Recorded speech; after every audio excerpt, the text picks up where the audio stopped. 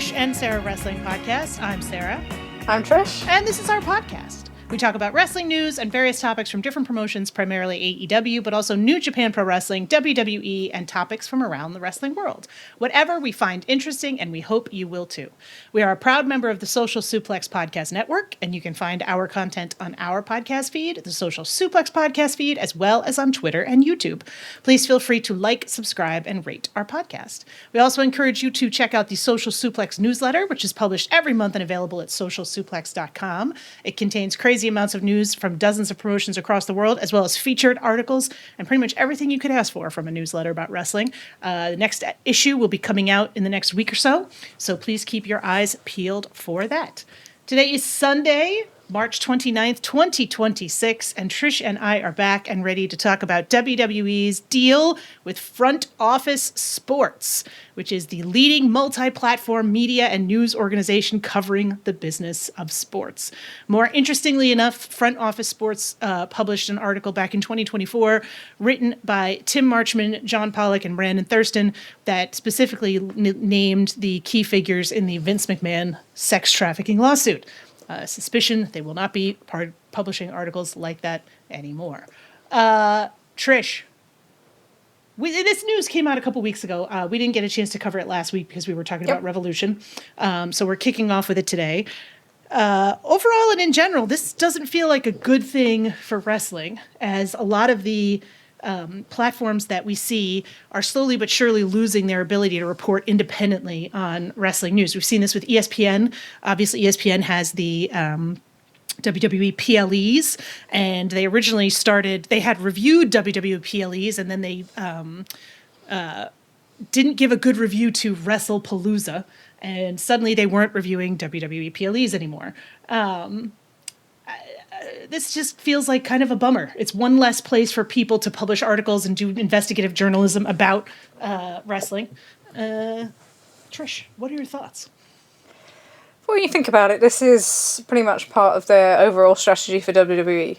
Yep. And matches, they're kind of following the template that their TKO partners UFC followed.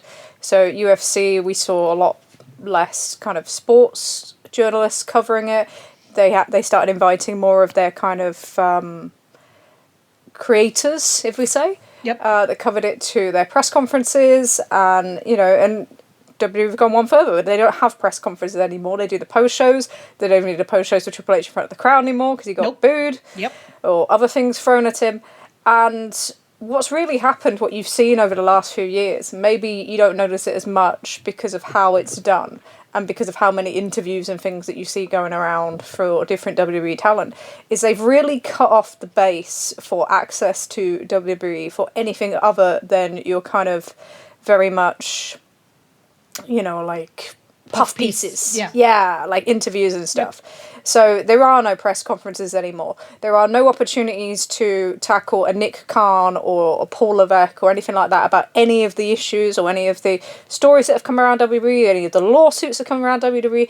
There's just none of it. You get no response. I know Brandon Thurston's tried many a time for a number of things. You'll get no response for stories if it's like a challenging subject. And it's just like a complete shutdown. And then what they've done at the same time is they start to say, but we have to have like an outlet, so we have to look like we have some media relationship, or, that we're not kind of cut off. So the way that you do it is that you manufacture the kind of relationships that you want. So you have, the first thing that happened a couple of years ago in terms of this was a relationship that they established with The Ringer, with the podcast, The Ringer Network podcast, which, I'm part owned by Spotify. And it's like, so then you have an outlet that will have Nick Khan appear on those, and then they make their own. So you've got the Stephanie McMahon podcast, Cody Rhodes podcast, exactly, right? So you're getting these quotes. You're feeling like there's some access. So to the fans, it looks like, we have more access to these people than we had before, but it's a different type of access. It's carefully controlled. And then when you have like deals like this, so the ESPN one was the first one that was noticeable because they didn't cover the Janelle Grant lawsuit when it was put out, and they've also been criticised many a time of current for the relationship they have with the NFL now, and how their deal with the NFL, and similar to this, means that there is no independent coverage of the NFL, and the NFL have been very good for that. NFL also have a deal with front office sports as well.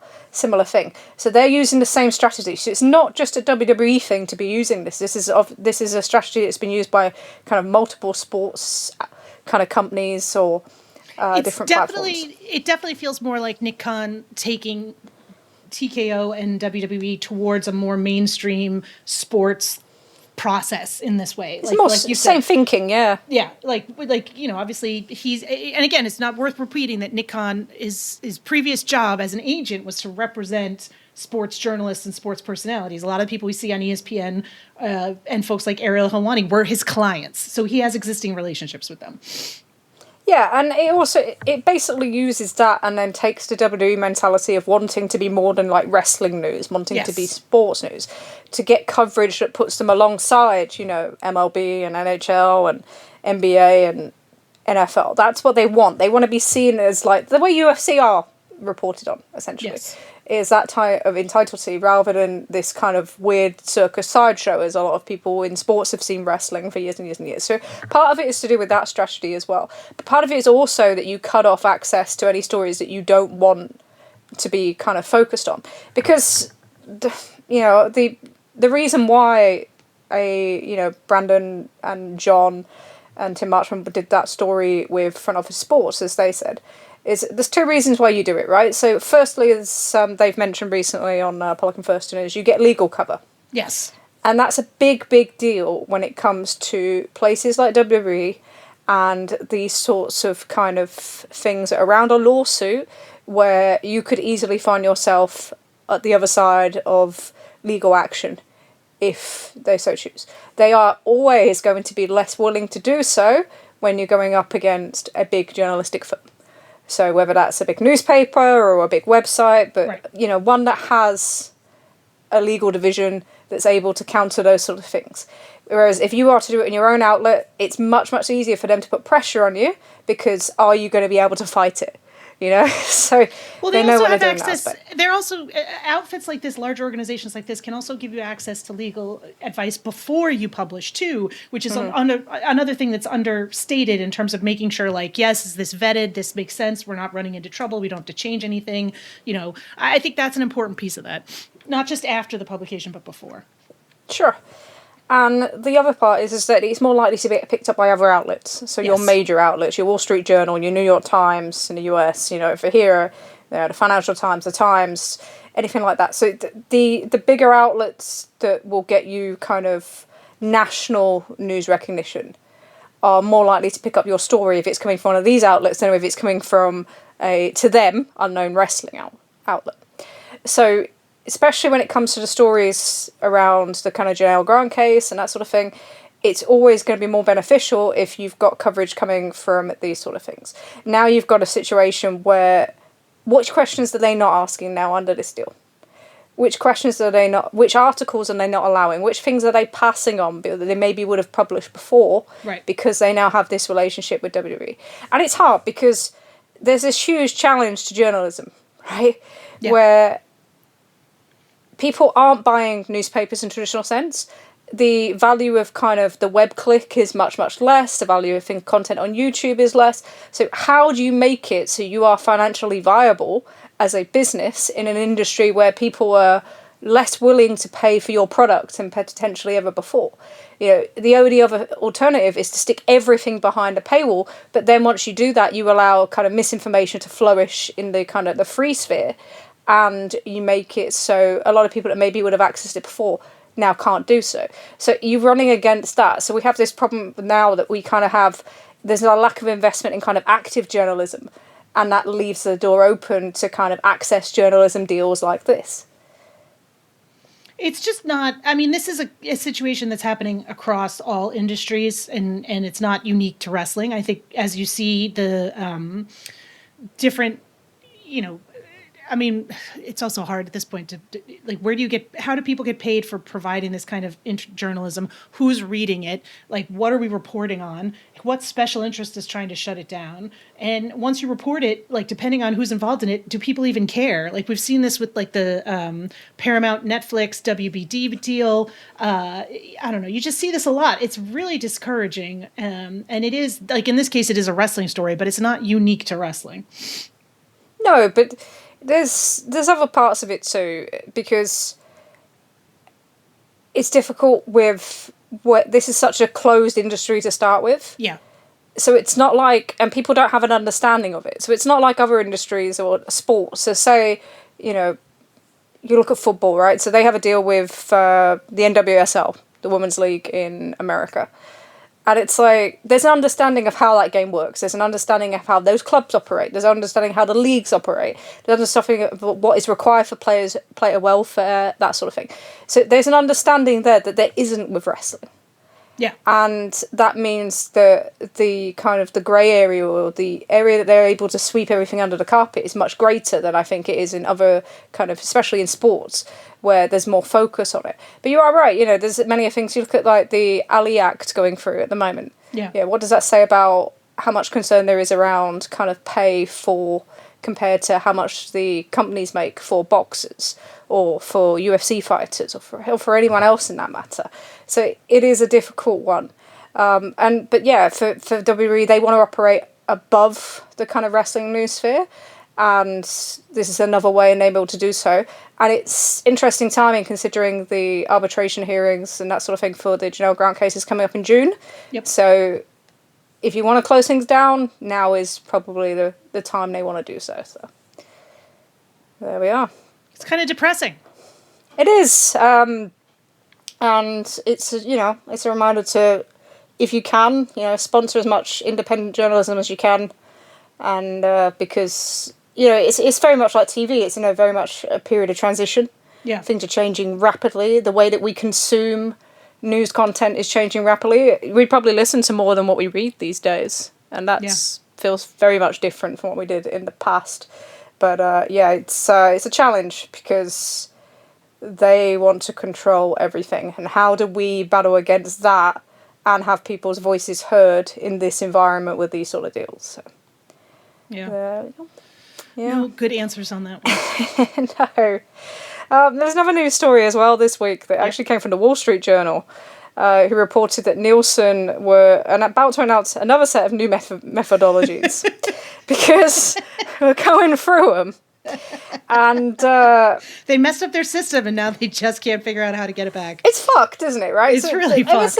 Ever since they went to Big Data Plus panel in September, everything has just got more and more fucked. Yeah. And it's like, if you're an advertiser now, I don't know how you have any idea of what these numbers mean at this point. Yeah. Like what? Yeah, because their latest one is basically they realised that they understated kind of television viewership by about 15%, and they've overstated streaming viewership. Quite a major thing to fuck up, considering the amount of people, who are supposedly changing from TV to streaming. Yep. So this is a major problem. They were going to look at a new kind of methodology kicking in and being released a couple of weeks ago. And then just delaying it to this week. And it's basically caused kind of a furore from the streamers who are like, well, you can't say that we have less share. Like, literally, you are affecting our income value from advertisers, like, by an incredible degree, just because you can't get your fucking maths right. And so now we have this situation where, expected to see another change to the TV kind of rating system this month. Yep. Whether we do or not, or how that affects, we don't know. And it's just a complete colossal fuck up. So yeah, this is another thing where it's hard because the relationship to wrestling is threefold, right? So firstly, you may think that you're doing really well, but you don't actually know. Yep. Yep. And so we've just seen a couple of weeks where both SmackDown and AEW have shot up, right? Yes. And you can see trend patterns that you think it looks like growth in terms of like this week. So AEW had a huge 18-34 growth. That matches seemingly every single time Kenny Omega has a big TV match. I think we've seen that pattern. So you think, okay, but you don't actually know how much these things are. And when you look at the international numbers, there's no, you don't see huge difference. In fact, they're down massively first quarter from last year. So you're like, but they've had a loss of a leader. So it's really difficult for them to figure it out. Same with SmackDown, right? They had that week where they had the Cody Drew title match. Yep. And they were really low, and then they shot up the last 2 weeks. Is that because they're now doing Cody Orton? Is there something else going on? We've seen similar kind of increases, like jumping back up. Is it just the end of World Baseball Classic? Yep. We've seen similar increases back up for Fear Factor on Wednesday night, for Survivor on a Wednesday night. It doesn't help anybody in that sense to have any idea what they are. Secondly, they've still not... You still have this problem with TV ratings for AEW and WWE, where you've had this jump back up in over 50s, but you're still not seeing similar numbers to what you were pre the Big Data Plus panel move in September. And how does that affect advertisers? Currently WBD focus on 25-54. Will that now change when they become part of Paramount and that Paramount universe? Yep.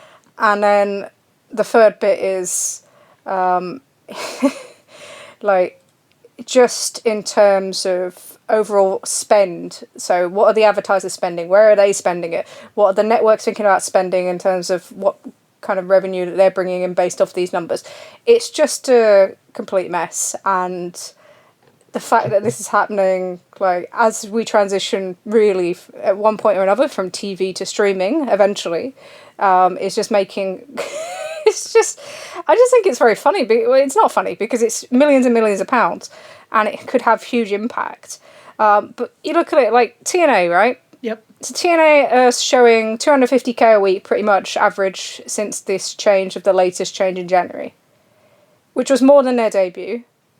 And yet their engagement is nothing. Way down. Yeah. Way down. There's no engagement. Okay, you can look at it from lead-in perspective, that they gained so much from the lead-in. Okay, but they were gaining that from originally. And then you have something like the collisions that followed the NCAA tournament last weekend. Yes. Right. So we have panel numbers for them. So the old measurement. But the old measurement has had the adjustment with that survey that went in January. So we still have higher 50+ numbers than ever. But even with that, the demos are still down massively from the same corresponding weeks last year where they did the same thing. And it's so are they down or are they up? How do you judge where you are is just an absolute nightmare. But yeah, there may be another adjustment next couple of weeks. We will see. What does it mean when you want to compare to anything last year? Fuck all. What does it mean if you want to compare to anything 10 years ago? Fuck all. How can you make a comparison? You can't. If you're going this compared to this week last year, or this, what does it mean? We don't know, because we don't know the base measurement. So they've managed to take this measurement rating system, which may have been flawed from the start, and they've managed to make it into meaning absolutely nothing. And yet it still has to be the basis of some of these multi-million pound decisions. It's just insane. What I do think we'll see more of, though, so I know there's been some criticism of it, but they're doing the Women's Sports Night. It was replaced MLB Sunday Night Games. Yep. In the US. And the reason why they're doing that is, it's not because of whatever number they're going to get. It's because the advertisers recognise that sport, whether it be the Women's NBA or NWSL or whichever, we see this the same with the WSL in the UK. They recognise that has a unique kind of watcher base, and they are only watching women's sports.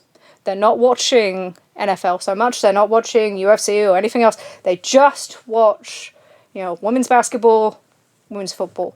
So you can advertise to that base only by doing this, and therefore it's worth the slot. And I wonder if we'll start to see more of that, where people are drilling down instead of just these kind of base numbers or where you rank in the week or all that sort of thing. There's the kind of where you put things is now very much on which demographics do you market to and succeed in viewership that other people don't. When Tony Khan talks about kind of the spend factor, right? He talks about people spending more on AEW than they do percentage-wise for any other sport. That's the sort of thing where you need to kind of drill in more to. And I wonder, so this is that's just my transition. So I wonder, when you look at something like My AEW... Nicely done. Yeah, there you go. Which is being done mainly because Triller is done. Right? We know there's a possibility. People are looking at buying Triller. I know the group that have connections to GCW are potentially looking at investing in it. And you can see the point in that, right? Because the independents, for some of those independents that have had that kind of strong relationship to Triller, there isn't really an alternative to them. It may be self-funding, doing something like Rev Pro on demand or something like that. That's a big kind of expenditure to have. Or it maybe leave you homeless, not having that easy connection where people can find you. Because having to go to your site to do things, for some reason, feels a lot more difficult in our mind, as consumers, than it does to go on a service that you're used to and find said product. Okay, let's watch it. So I could see the value in that. But for AEW, there's no value in staying on a service that you don't know how long it's going to last. So they've opened up My AEW. And they've managed to put in the Ring of Honor offering in there. They've managed to put pay-per-views in tiers in there as well. We should clarify, My AEW is for non-US based people. Yes. This is not a US based service. This is a service that's meant to replace Triller and the AEW TV that was on Triller, right? Because for people not in the United States, you could use Triller to access AEW television. So AEW did announce this weeks ago. Time is a flat circle. About a month ago, yeah. Essentially, they're taking charge of their own international distribution over streaming, which is, I think, given the Triller's instability, not a bad thing. Yeah, and it doesn't replace any of their international TV deals either. Correct. So if you wait for the ITV offering in the UK, or you wait for Toonami in France. I love that. It's just the best. It's on Toonami. It's like, or you watch it. Yeah. Or you watch it on Disney Plus in Australia. Oh God. It doesn't affect any of those kind of deals, but this is so AEW. If you are subscribed to currently AEW Plus on Triller, this will eventually be the replacement, and they've stopped sign-ups for AEW Plus on Triller now, so the writing is very much on the wall. But I think there's another opportunity for them as well in what they're doing. So we talk about that monetary spend, and the biggest way that they kind of have been able to indicate that is with pay-per-views, and especially when you see like the UFC pay-per-view numbers that have jumped up and down this week. Having the stability that they've had at pay-per-view, and then having, peaks like they've just seen with Revolution or like All In and that sort of thing, you are able to define your viewership in terms of being more heavily spent in terms of investment in a product and maybe perhaps other kind of sport properties that you maybe be competing with. And having the pay-per-view in there gives you a comparison point, right? So you can now compare the people that are willing to pay for your pay-per-views, say in the US, like every month through HBO Max, because I'm sure somewhere Paramount will see that data. Yep. And then you can also say, so this was our offering, if you're going to compare it to how UFC, distributed pay-per-views and their success, and how boxing is failing to kind of convert people into pay-per-view watchers. You can show that as a medium, but you can also now show, here's our offering where it's included as part of a package, similar to UFC on Paramount now. Yes. And we have the pay-per-views and the TV, and this is the sign-up that we've had for this offering, and this is potentially the growth that we've had for this offering, and that sort of thing. So you're able to show a different thing in terms of how you package your kind of properties, whether it's your TV and your pay-per-view and that sort of thing, and even like your subsects of Ring of Honor in this way. And that gives you even more data and things to show to Paramount, whoever, whatever they're going to call this merged company when it takes over. But it's essentially the bosses of Paramount, of the value that you can have. And that's really important because there's already talk of it. Like, there will be politics in play when it comes to their option year next year. Yeah. There will be politics in play, and you have to show your value as much as you possibly can. And they will, there's a lot of talk about what the Paramount strategy is going to be, because they are going to make likely a big offer for the NFL, or the NFL are going to demand it. And then will that put pressure on the kind of mid-range properties? And the mid-range properties, it's been weird because it's like two different strategies. Because for WBD, when they lost the NBA, was we're going to invest more in our mid-range properties to make up for it. So we're going to take a selection of other things to make up for losing this one big thing. That's been their kind of strategy. So it's going to be a complete change in that potentially. And, you know, it's already been talked about. You see the gutting of CBS News, as we talked about. Yeah, so as we talked about at the start, you know, around outlets kind of being gutted or removed because they can't kind of succeed in the traditional sense. You're also seeing this shift now where they become part of these kind of media just monstrosities, aren't they? They're just huge. And then they're seen as something that you can pick off. It's a cheap way of getting rid of something. So we have the big things, people come for the big things. So that means that if you're a mid-range property, it's even more important to illustrate how you demonstrate people coming in just for your thing, rather than people are coming in for this overall offering, or they're coming in for the NFL and getting, you know, whatever this Paramount HBO Max thing is going to be. You know, especially with the UFC as well, you definitely have to demonstrate how your viewership is different from the UFC. Yes. Yeah. And that's going to be kind of critical for next year. So yeah, and look, there's other pressure. You can see not everyone's been successful here. So WWE, who made TV deal after TV deal after TV deal after TV deal, still haven't found a home for AAA on US television. Nope. Or a streaming deal in the US. You know, and NXT's pay-per-views moved from Peacock to YouTube on an ad share. Yeah. They like the ad rate, was what one person put out about that. They like the ad rate. Now, you gotta respect the chutzpah, right? You gotta respect it, right? We're on YouTube, and this is a good thing. We're not getting paid for these pay-per-views the way we used to, but we love the advertisement. This is one of those things where it's so funny to me how little, like the NXT pay-per-views are on YouTube, and it just doesn't feel like anybody's discussing it. Well, they're not. It's just, they're not. They're not watching it either. No. Whatever. Hey, well, if you take the old measurement, and maybe they're not even affected because the data survey was like an adjustment to cable, right? But you can't look at the NXT numbers and think that, you know, they're not even a lukewarm product at current. But to think that they've had their product removed from Peacock and it's only going to YouTube, and it's not even been announced as a deal. It was what was it, like a Shawn Michaels tweet, essentially? Yeah. And we're going to put it, and you can tell it's not like a launch or anything like that, because it's not in some big thing. They've not put it on WrestleMania weekend as part of like in an arena there. It's in the tiny, like the smaller arena that they downgraded to for the second NXT live show. When they moved to the CW. So it's like, you know, like this is not being considered now a big thing. No. You know, this is, NXT is being downgraded before everyone's eyes and no one's talking about it. At all! It's bizarre. Like, it's actually, you know, this is like the second part of NXT 2.0. It's like going back to Art Attack, right? Yes. Like, it's happening again. And there's nothing being said because nobody is watching. It literally is that thing, you know, it's like, if someone screams and no one hears it, like, does it make a sound? This is where we are for NXT. I don't know. But if WWE can't get but you look at it, if WWE, who have NXT PLEs, which have existed for, 10 years now? Over 10 years? God, over 10 years. Oh my God. 10 years.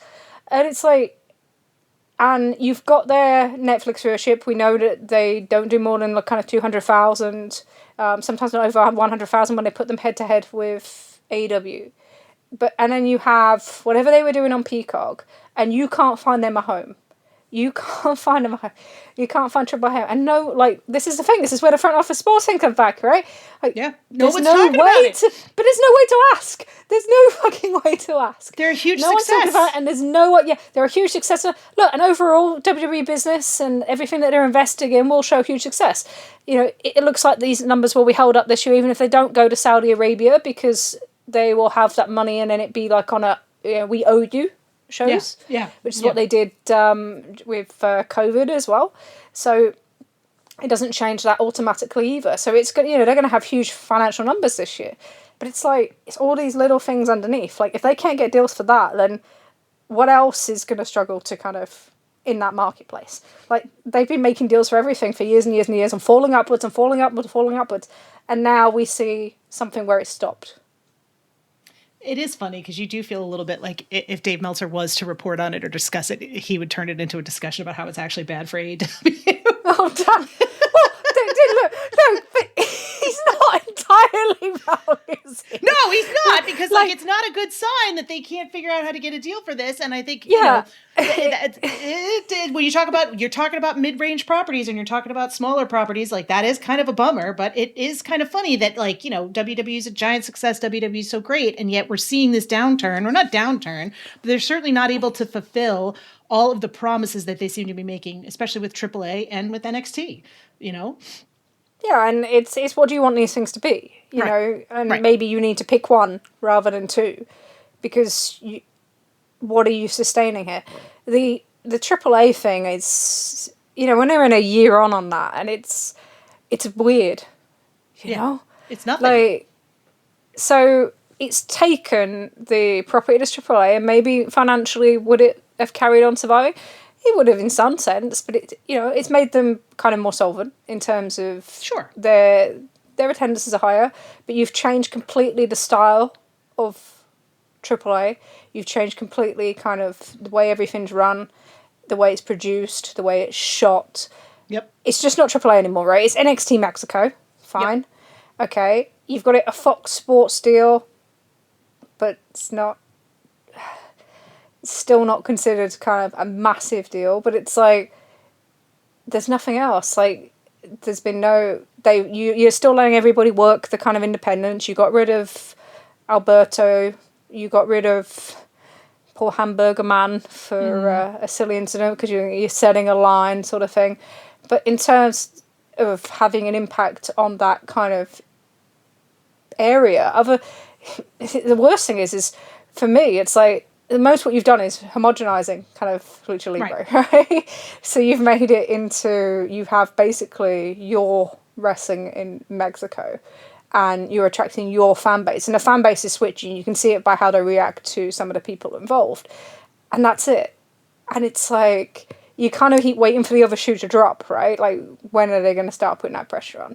But it's like, do you have too many eggs in one basket? Are you trying to do too much now? Is there a limit on what you can do and you're finding that? Is it literally the same thing as NXT UK in some ways, although more successful, where you do it for something and then you're kind of like, okay, so, you know, there can be no extension here, or we did whatever we were aiming for to start with, but actually we weren't aiming to do anything else other than just kind of change the footprint. I don't know. It's weird. I just think... I feel like that all the time at the moment. Like, I keep waiting for the other shoe to drop with them in terms of some of their activity, in terms of competition and that sort of thing. Well, it feels the same. I feel like AAA is in a similar situation with TNA, where it was like there was all this buzz at one point and it's just kind of died and they just feel cold, right? And it's kind of like, what's the, you know, like you said, you are sort of waiting for the shoe to drop, but you're also kind of like, are they overstretched? Is this too much stuff for them to be doing, that they're not doing it well and it's not interesting and there's just too much fucking wrestling and it's easy to skip NXT and it's easy to skip to AAA? Yeah, it's like, TNA is weird though, isn't it? Because of the change in the number survey, they now have a steady rate of number of where they probably wanted to be.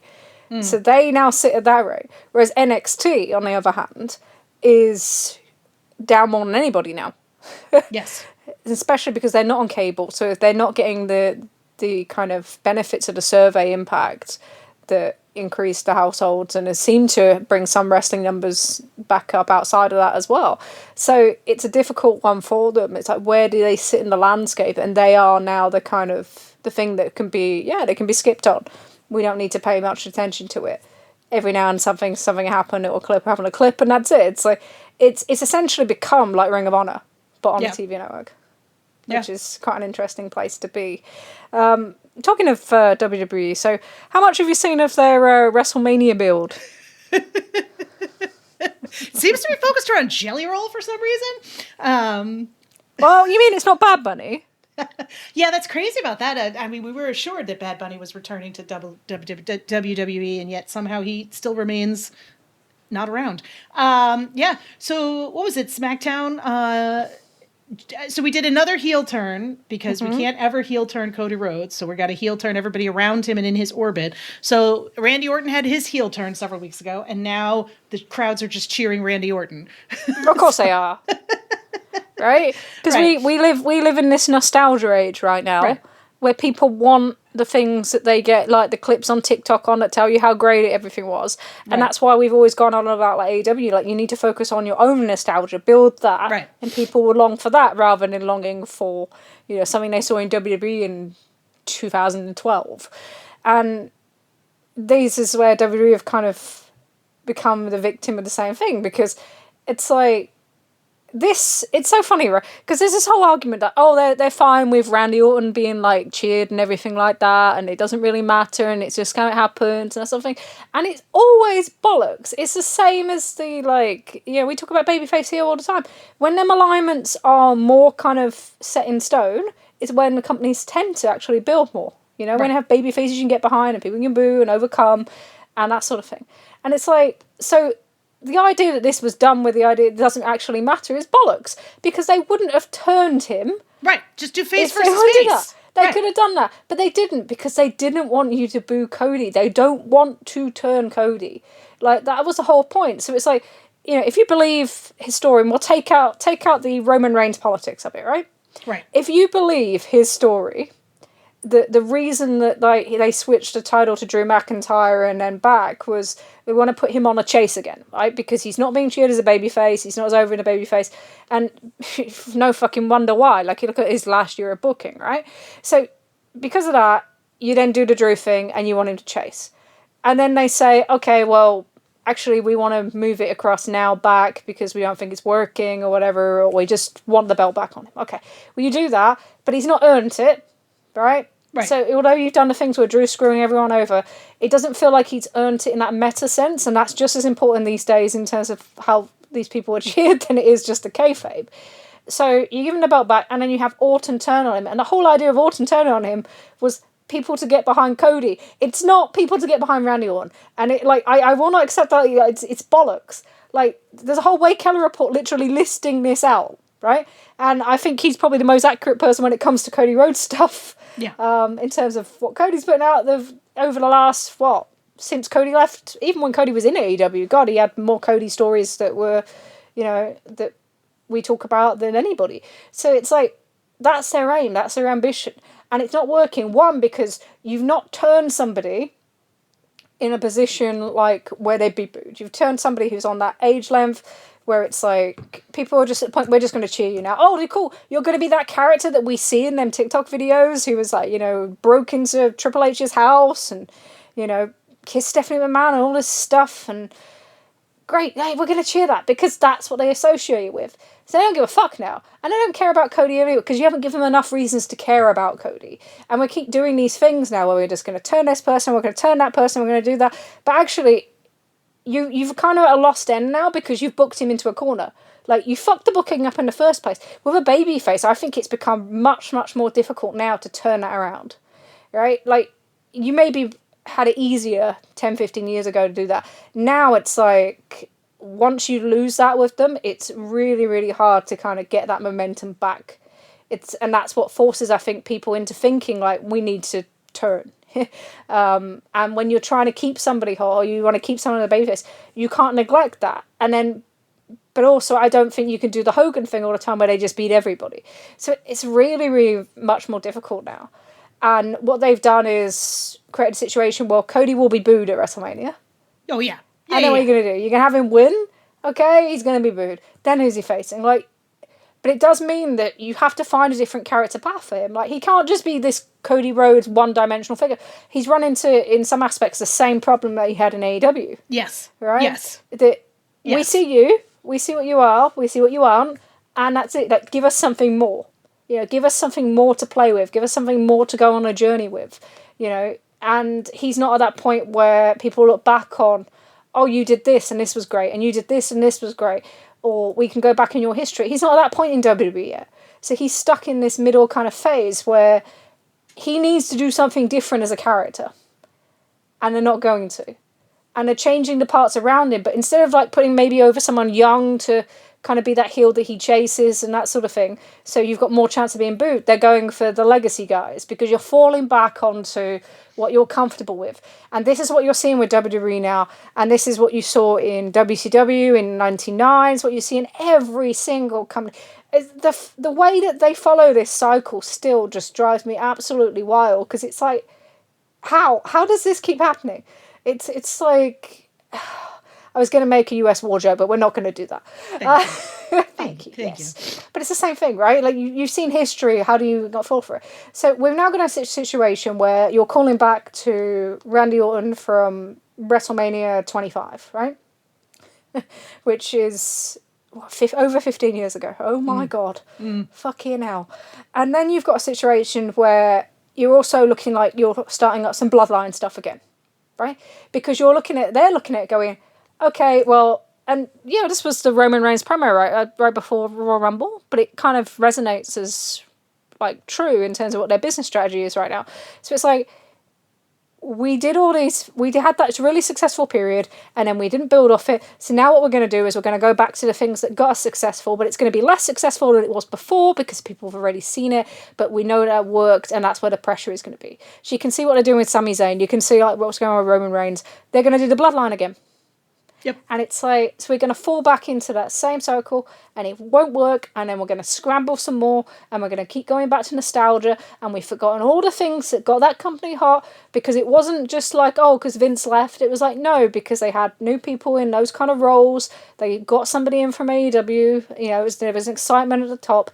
And then they allow people to elevate into positions that they weren't were kind of on previously, and they focused on their here and now, and all of that is now shot, and now their roster is old, and now Roman Reigns is on fucking Jimmy Fallon talking about how old CM Punk is. Like, it's gone. Like, why do you think they don't want to turn Cody? Like, it seems like it's an easy response to their, you know what I mean? It'll be a big moment, like whatever, like it'd get them someplace. Like, do you think it's him? Do you think it's the office? Like, what do you think is going on that they just won't fucking turn this guy? It feels like it must be a mixture because Cody's just shown such a reluctance to turn in previous years, right? Well, he seemed to be adamantly opposed to it in AEW, even though I think it would have solved a lot of his problems there. So you almost think like he has to have some hand in it since, historically that would suggest that he does. Sure, and you want to keep your top babyface in that position because he's still the one selling the majority of the merchandise. They still look at him as the guy that's selling most of their tickets, that sort of thing. So there's that thing of, but probably the bigger thing behind it is they haven't got anyone to replace him, have they? So if they turn him heel, who's the top babyface? That's actually a really interesting question. CM Punk. Right? Yeah. Seth Rollins is a babyface now, isn't he? Well, Roman Reigns is still a babyface, isn't he, at current? Well, he's not there. He's part-time pretty much. So. And, would they do this bloodline thing? Maybe he becomes the top babyface. But it's the same cast of characters. It's the same crew. That Jesse Collins article that he wrote a few weeks ago is absolutely adequate. Because there is no one underneath. There is no one pressuring you. There is no one coming up that's going to say, I'm the top babyface now. It's not there. It doesn't exist. And, they'll keep getting away with it on the churn for a little while. But it doesn't last forever. And we always see after WrestleMania season, right? Because you always have this kind of peak up of interest between the Royal Rumble and WrestleMania. And then it's how big is the drop in the summer. And this is a tough year because not only have you got NBA playoffs as you normally would, it's going to go straight into a primetime World Cup, the first primetime US World Cup since 2014. It's not going to be fucking easy. And everyone has to do better in this period to kind of stay level than they would any other year. And they're the ones sat there with Gunther retiring John Cena and now 3 weeks out of WrestleMania is not on the card and secondary not on TV, and Jelly Roll's got 4 segments with Dan Jelly Roll. I mean, well, that's the part that it's just like, I get that wrestling promoters fucking love celebrities. They always want to put like D-list level celebrities in their fucking wrestling for some fucked up reason, right? It's whatever, we get it. Like Shaquille O'Neal sneezes in the direction of AEW and it's like, oh my God, Shaq. But it just seems so odd that, like you said, you could probably picture all of these things and say, yeah, you're going to fuck all these things up if you do them. Why would you just keep doing them? And Jelly Roll did a good job at that. Whatever match it was that SummerSlam? The tag with Orton he was a likable babyface in that moment. But as we've seen with Logan Paul, like there's a timer on that. Like you can only have that happen once or twice before you're like, all right, we're over this guy, or they're just a part of the scenery. They just become that's it. They become part of the scenery, and then it's like you get no impact. There's nothing new about it. No. So now they're trying to do this thing with Tom Brady and stuff, and it's Tom Brady, yeah, I know, right? It's like, you're gonna go out and you'd be like, yeah, I want to get someone like Patrick Mahomes, maybe, or something like that. It's just funny because it's like, but no, we'll get Tom Brady. No, I mean, I guess he can do it, but like, Jesus, I don't know. I'm trying to think who's the Raiders quarterback. I was like, oh no, moving on. Don't worry. But it's like, it's one of those. So it's going to be a really interesting year with them as well for that, because it is going to be on ESPN for an hour. And so we will see what is the interest to an hour of free WrestleMania. We'll get that number. And, they did the repeat of the Royal Rumble and it was nothing. And I thought that was kind of a surprise, when you put the Royal Rumble in near enough to tally, because they just took out a load of the kind of breaks in between, But when you do that and it doesn't really move that much, is that because everybody's watching on ESPN Unlimited or your Netflix or using a VPN, or is there not that sort of level of interest in your pay-per-view product or your PLE product, as you call it, that we think there is? And, and you've got numbers to compare it to as well, because we've got UFC shows going on, CBS and that sort of thing, and doing crazy numbers for their first show on there. So there is a unique comparable point now that we can actually see the difference between that and that. And this should be much bigger, right? This should be on the level of the White House UFC show. Yeah. That they're doing. That's the sort of level of interest that you want to see. And for ESPN, I think it's kind of key, how they look at that relationship, because all the kind of public comments between WWE and ESPN have kind of been a little bit shady, to be honest, since September. And so we have something that's going to be out there, public. Yes, it's on whatever the new fucking measurement. We don't know what the fuck is these measurements anymore. But we have something you can measure it against within these measurements, within this kind of area. So we'll get an idea. We may have to put it through 3 fucking equations to get there, but we'll get an idea. And that's going to be mega interesting. Obviously, they've moved it away from Easter weekend, from the Open, from the Final Four, which is basketball NCAA. So they've moved it away from all those sort of things. So the idea is that it should be more, even though it is going to go against like the start of the NBA playoffs. So we'll see how that kind of goes. They're up over just around 40k for the Sunday, just under it for the Saturday. I think they'll easily probably get to 50 for both nights. They'll probably pay for quite a bit of it. Whether it passes a paid number of 46,000, from Wrestle Kingdom, who knows? We'll probably never know, will we? No. I think there's a real good shot that the biggest pay number of the year probably will be Wrestle Kingdom at the end of the year, but we'll see. Whether we'll ever know. Brandon Thurston will do everything he can to get us those numbers. Brandon's he's already said that this week that AEW are trying to get those numbers protected, attendance numbers from places like Polestar and that sort of thing. It's actually written in their new contracts now, and I'm sure WWE do exactly the same. So hopefully we'll see maybe for a release through Las Vegas. I think that's where we got some of the detail last year. But we'll definitely get attendance numbers. Whether we get a paid attendance number is another thing. But yeah, I would put probably money on Wrestle Kingdom having the biggest paid attendance of the year, which is kind of nuts, but also go Tanahashi, go Ace. Moving on from WWE's kind of creative plans. So we talked a lot about Revolution last week, but we kind of really didn't talk about a lot of kind of follow-up. And people just have questions. Like we have lots and lots of questions. I have questions, Trish. First of all, okay. No, I'm just kidding. First of all, how dare they? Okay. No, that's good. I thought we've got, obviously they're on a real tight turnaround for their next pay-per-view at AEW. We go to from that stage where there's nothing between World's End and Revolution to all of a sudden bang, bang, bang. There's just giant events. Feels like every 3 weeks. That's an exaggeration. It's not every 3 weeks, but it feels like that. It does, and it means that they have to throw like big things at everything every week, but also it kind of lacks like the build that you get in that period up to Revolution. And it's no secret, like, the best built shows are traditionally kind of Revolution, and then last year you look at All In. And why? It's because they've got that huge big chunk of time to build them. Whereas, you know, this one has basically like 3.5 weeks. You know, of TV, and then it's like bang into the next pay-per-view for Dynasty up in Vancouver. So we've got the top 3 matches now. So Kenny Omega versus MJF, John Moxley versus Will Ospreay, and FTR versus Cope and Cage. What are you, Cage and Cope? That fucking the old show. Guys. It's getting to me. So because it's like the guy with the mullet and the guy that still looks like he's normal aged. Whatever way you wanna look at it, and yeah, it's kind of an interesting one, because I think you've gone from... You had this real kind of feeling of youth-infused television. And that kind of switches a little bit with all the people kind of coming back in and where they're going with these ones. But yeah, it's an interesting one. So what I thought we can do is... Do we just discuss everything through the questions, or do we want to talk about... Oh, actually... I feel like through the questions is good. Yeah.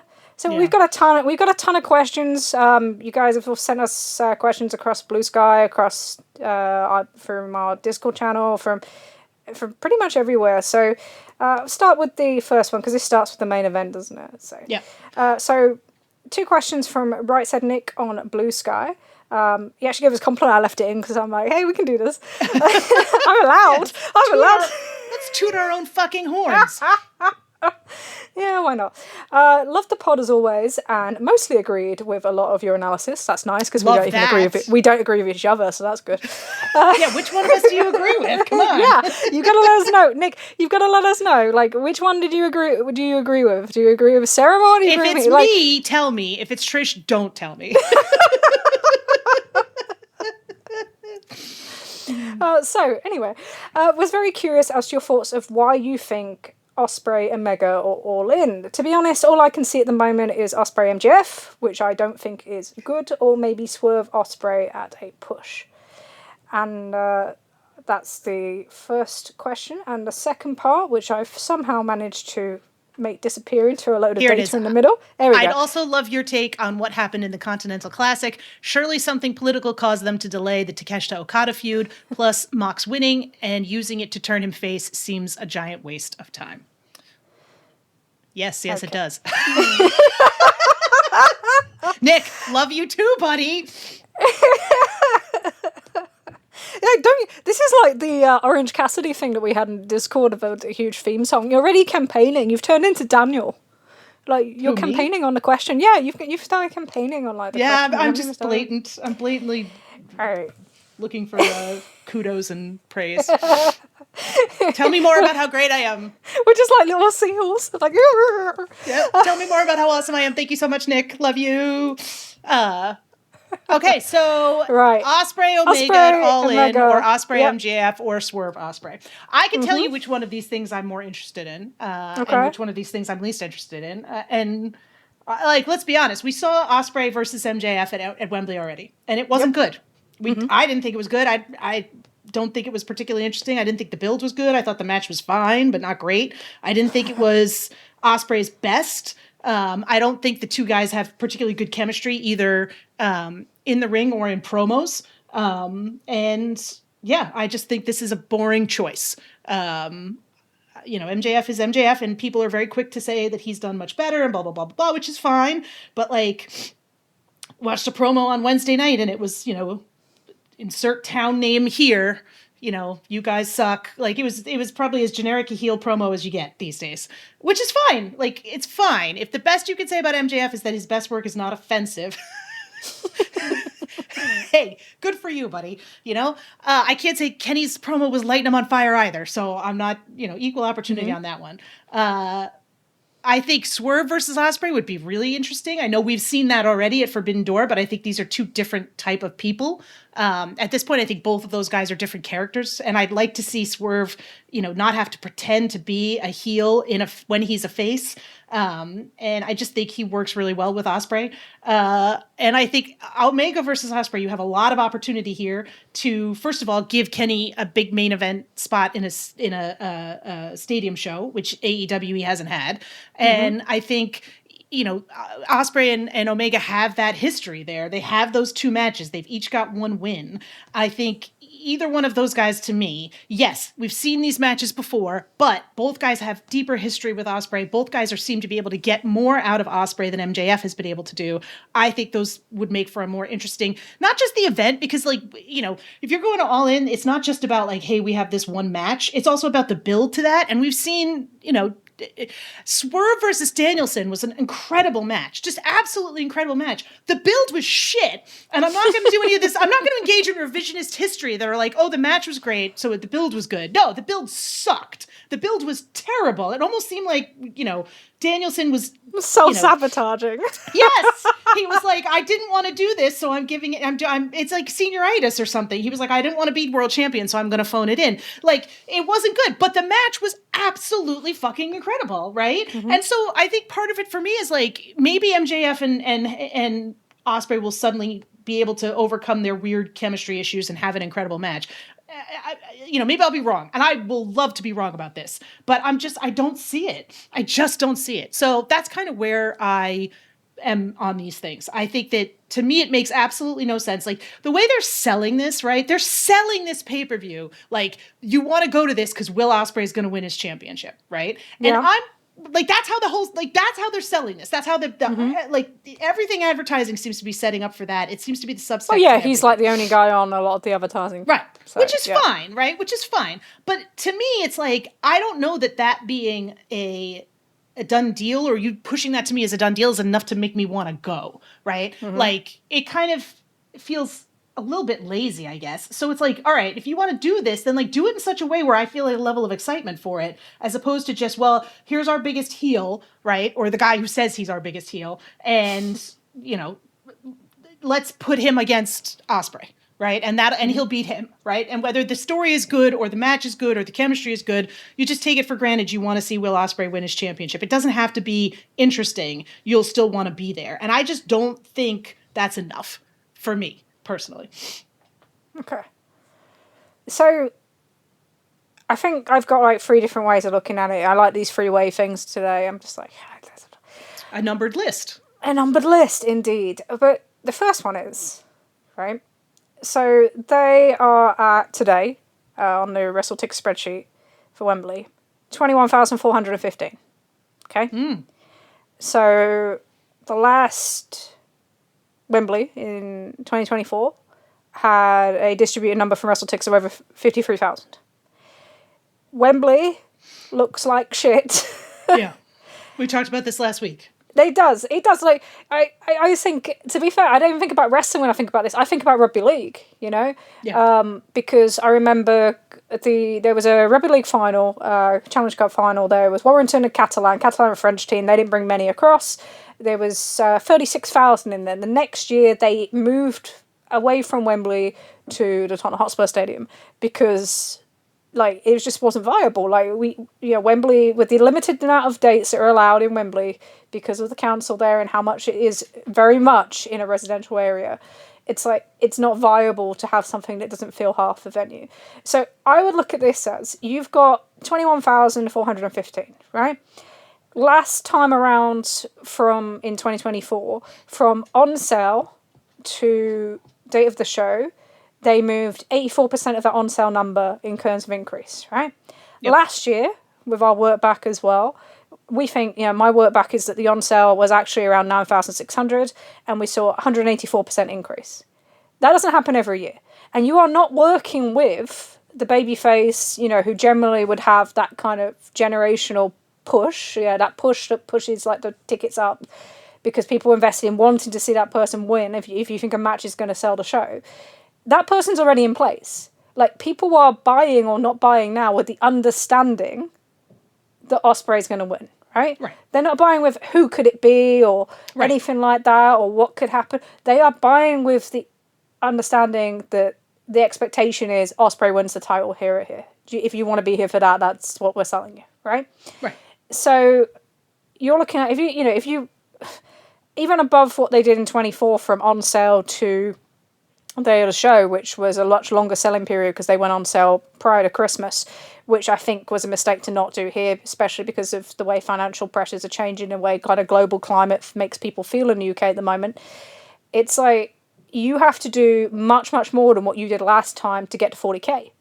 And that's a challenge. And you need to probably be above 40k for it to look in a good place.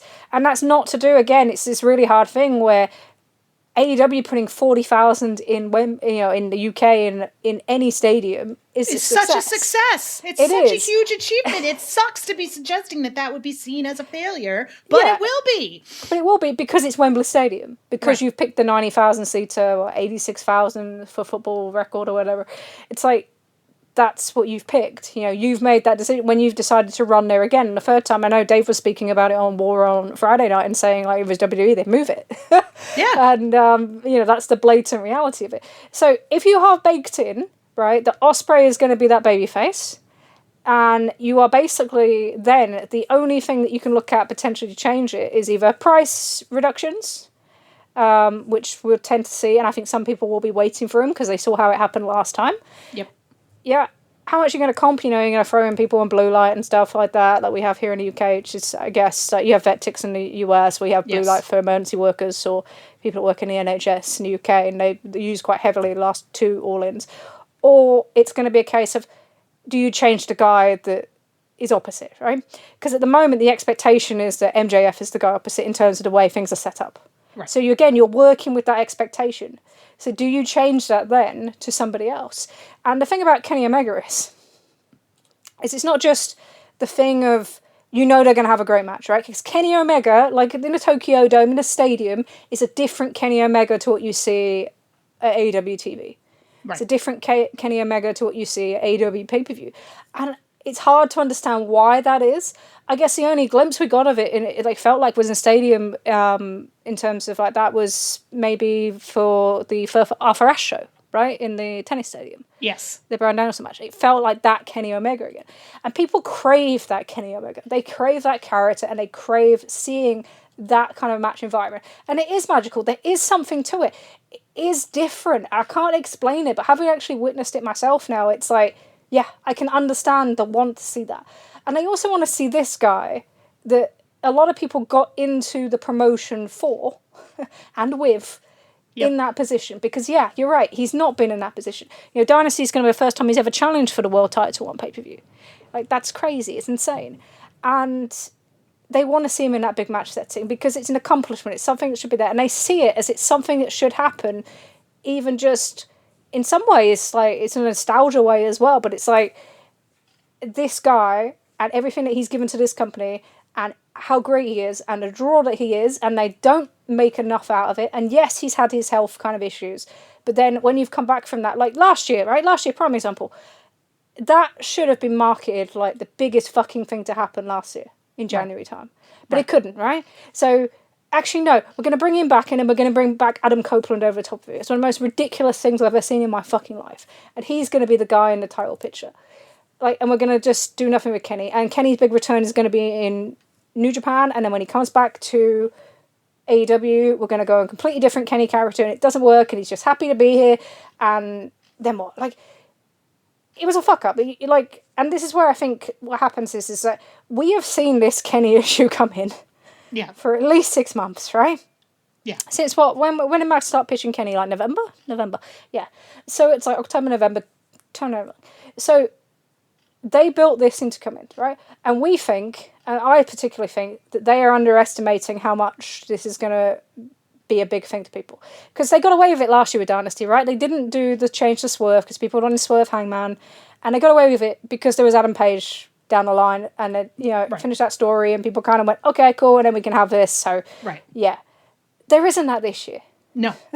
No, there is not. You are dangling a carrot that's a really fucking dangerous carrot to dangle if you are not going to deliver.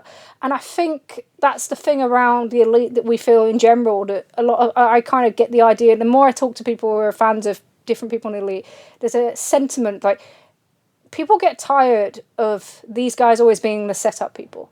You know, a lot of people got involved with this company because they loved those characters and they followed them on BTE and they followed the wrestlers in Kenny Omega, who was the best wrestler in the world at that time. You know, arguably still can be on his day, like even now. You know, match of the year for pretty much everywhere last year was, you know, for most places was Kenny Omega and Gabe Kidd. You know, he can still do it on his day. Is he the best pro in the world? No, we know that. But he can get enough by because when he's in that ring, he's still up times where there is nobody else like him. And it's like, so now you've got this situation. And I think it's kind of clever with Max in a way that it's at Dynasty because it's so close after the Page Stip stuff, right? That people think it's almost too soon to change. Whether it's at Double or Nothing, which would actually make more sense, I think, like, yeah, it's like Canada, but you could have done Derby at Dynasty, being that it's Vancouver's close enough to Seattle, and then done Kenny in Arthur Ashe, did all the callbacks to your own history again, looking at 2021, and then people would have been much more... So maybe there's less pressure now because at the moment, you know, their numbers are at the peak of where they're going to be, right? And this is what I would look at if I'm Max, is that there's no up from here in terms of where your reign is, right? You are not going to do this. What did Dave say on Friday night? You know, he's throwing around kind of 160k to 170k for Revolution, right? Right. Well, I think that makes it the third biggest. Depending if it's over 161 is Double Nothing 22 is 161. So it will make it like the third biggest non-all-in show, which would make it the fifth biggest because it would be above all-in 24 at 158k. So, yeah. You are not going to do anything now on pay-per-view up to all-in. And even, you know, that's going to match that number. You're not. It's not there. It doesn't exist. You know, whether it's because of, you know, you had that combination of working with someone like Paige, who come off that mega pay-per-view run of posting top pay-per-view numbers, and the Stip, and it's your two young babyface, your two young draws, you know, homemade, you know, maybe not homegrown, but homemade people. All those things rolling in together, plus the long period with the undercard, you know, being built up and people being invested in the TV because we have that a longer period of investment for Revolution. You're not going to match that, right? You're going to do Dynasty. If you know Dynasty, you're hoping to post what they was posting in the fall. You know, you're hoping about 140, and then after that, Double Nothing similar. You know, 140, 145, generally the average. You're not going to get close to that. Forbidden Door, definitely not. So it's like you're not going to go up from there. TV-wise, maybe you're going to get a couple more weeks out of this, you know, with the potentially if there's a ratings change as well. Then you're going to hit the NBA playoffs. Then you're going to hit the World Cup. Then you're going to hit the summer, you know, where people go out more and everyone says, oh, everyone's outside when we get that really weird low rating in like June, July, every fucking year, right? Oh, no, it's a beautiful day. It's the weather. People are going out. Yeah, every year, right? We get one of them every fucking year that it just goes weird. Normally around Forbidden Door season. So that's not going to go up. You can look at them on-sale numbers that you've got upcoming, right? So you've had a Q1 that's very similar to Q4 last year. So it's going to be up like for like. It's going to be slightly down from Q4, but it didn't have like a Manchester-style 8,000 number in there. You're going to have, in terms of market to market, very similar to Q4, you know, kind of half up, half down, but in a better position than a lot of the previous quarters, right? So you're seeing that sort of thing. Look at some of the on-sales that you've got coming up. You're doing the Southeast corner, you know, your Charleston, West Virginia, and that sort of thing. And it's like you've got a lot of on-sales under 1,000 that are down on the last first counts. You've got, you know, Philly doing pre-sale count of like just around 1,000. Are those numbers going to get better from here on out? Probably not. So, you know, you've got a good Double Nothing number. Yeah, absolutely. But then what have you got? Then you've got to deal with this Wembley number. And all as we get closer and closer and closer, whatever this number is going to be, just like we're seeing with WrestleMania, you're going to get more talk and more talk and more talk and more pressure and more pressure. So in a way, there's a cleverness in doing the Kenny match now because there'd be less, you know, although there will be a reaction if Kenny loses, there will absolutely be. And it's a risk that you didn't need to take, same as the Hangman Stip, right? But it's cleverer for him to potentially do it now. But then what? What have you got after that? And, you know, what are you going to do then? You're going to try and drop it to somebody and get it back maybe and then bring it back so you like miss out on the World Cup? You know, whoever, you're going to look at somebody like that and go, you know what? I'll do that and, they won't wear because it's like they just want to see it off me. No. if you pick anybody else to drop this into before, if you beat Kenny, it's not going to work well because they're not Kenny Omega. People have been waiting for this. They've been waiting for Kenny to be back in this position. That is part of the reason why the TV numbers are good, you know? Like that number on Wednesday night, huge 18-34 number. Go back in Kenny's match history. Every single fucking time there's a big TV match. And it's a feather in the bonnet for Swerve as well, who continues his run of TV matches with the likes of like Omega and Hangman, that sort of thing, of doing good numbers. But it's like, every single time 18-34, and they need that number increase as well because they've been struggling with the 18-49. So there is benefits of letting Kenny inherit that kind of TV area and letting him kind of deal with those numbers and hoping that kind of keeps him afloat against like the NBA and that. And he's shown good records to that. He did that against the NBA playoffs in 2021, when they came back post-COVID sort of thing. And it's like, he has good record in that. The cage match, the steel cage match with Jon Moxley, that was Detroit. 23? 23, oh my God. Like, that's another one where he came back and they should have done more. But it's like, that one, huge TV number against the NBA playoffs. He's good in those situations. So use him in them situations. Have him put Will over. And then the other reason I'd do it if I was Max is, like, there's narrative reasons to do it too. So you have this big wing over Paige and you're like set up and I'm going to be the greatest of all time. It's much more interesting if you're cut off now rather than being given everything. Because if you get that belt and you take that belt into Wembley and you lose to Will, what have you got left for these top people around you? Right? This is a guy that, and it's the same with Mox to a certain extent. It's like, you've beaten everybody around you, right? Repeatedly. Right? So Max would have lost twice to Ospreay, so you could do like a quick turnaround, come back to it, fine, okay, but it's done, right? There's no reason to do that program again for a while because Ospreay soundly defeated you. So what are you going to do? Are you going to put those people over around you? Like, no. Well, that's it. But then it's like, what are you left with? No, but if you do everything now, what does anyone want to see? Oh, we've seen your big title run. Okay, that was great. Yeah, well done, Max. Did I need to see you again? No, we don't, because we've seen everything. We've seen you go into the stadium show again as the big heel, right? We've seen you carry it all through the gear and take this and do this. You leave nothing left on the table, where there's some really interesting storytelling of him thinking, I'm going to be this after I've did this to Paige, and then it falls away from me, and then what? That's a much more interesting story to tell than I've given you everything. Otherwise, you end up in the same... That's how you end up in a Cody Rhodes situation, right? I agree with you, but when has MJF ever chosen the more interesting story to tell, right? At least in the last 4 years. He doesn't. That's the biggest issue with him, is it's fairly straightforward, rote, John Cena-esque, I win, I'm the best at everything. He's in that Cody Rhodes, and Jon Moxley has this to a certain extent. I either have a belt or I don't have a belt, and that's it. Right. Like, they really are in those things. But you look at it and you think, okay, so after that, like, you will move away from being top heel, right? Because you won't be in that program with Ospreay, okay? So you look at where Swerve's position now, and I have my qualms about, like, he can't keep putting people over once you've just done a turn. Like, you now have to position him strongly because Ospreay will need him in the fall. And then you have whatever happens with Adam Page, right? And where he comes back in, whether he's going to come back baby first and then turn later, or they're going to bring him straight back here, whichever way they do it. Like, you're then going to find yourself lower in the pecking order. And your political order may change too, because Ospreay will have more power than maybe some of the people that MJF has competed with in the past. So it's like, you throw everything out there. But there's also a thing for Will, right? Because if you do the Kenny match at Wembley, and you allow him to absorb them numbers, and you allow him to see if he can turn the Wembley number into something bigger than 40k, because that's kind of the measuring point, I guess, where we're looking at right now. Then you also leave something on the table, because then maybe you could be the guy that ends the Will thing or has that program afterwards.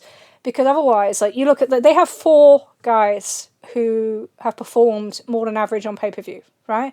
Who have multiple successes on pay-per-view. Paige, Max, Mox, Kenny.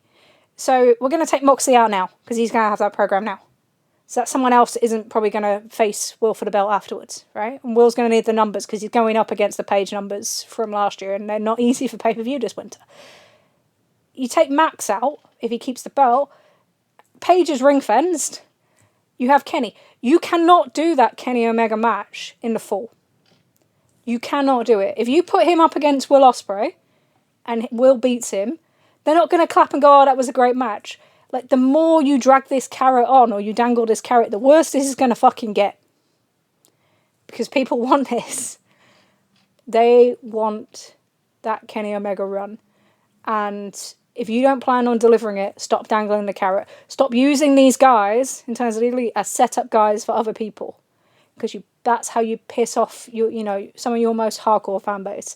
I would be really, really careful with this decision. I think you look at it now and you think that there's so many reasons why you find a way to move that belt to Kenny right now. Well, don't. And then deal with it. And you've taken a risk that you didn't need to fucking take. Yep. It's like the slip. You don't need to take it. You don't need to take it. If you dangle that carrot, people want that thing. They're going to want it even more over the next few weeks. It's going to be exactly the same as what we saw last year. And there's no Hangman Adam Page to bang them, to kind of get them out of it at the end if you don't.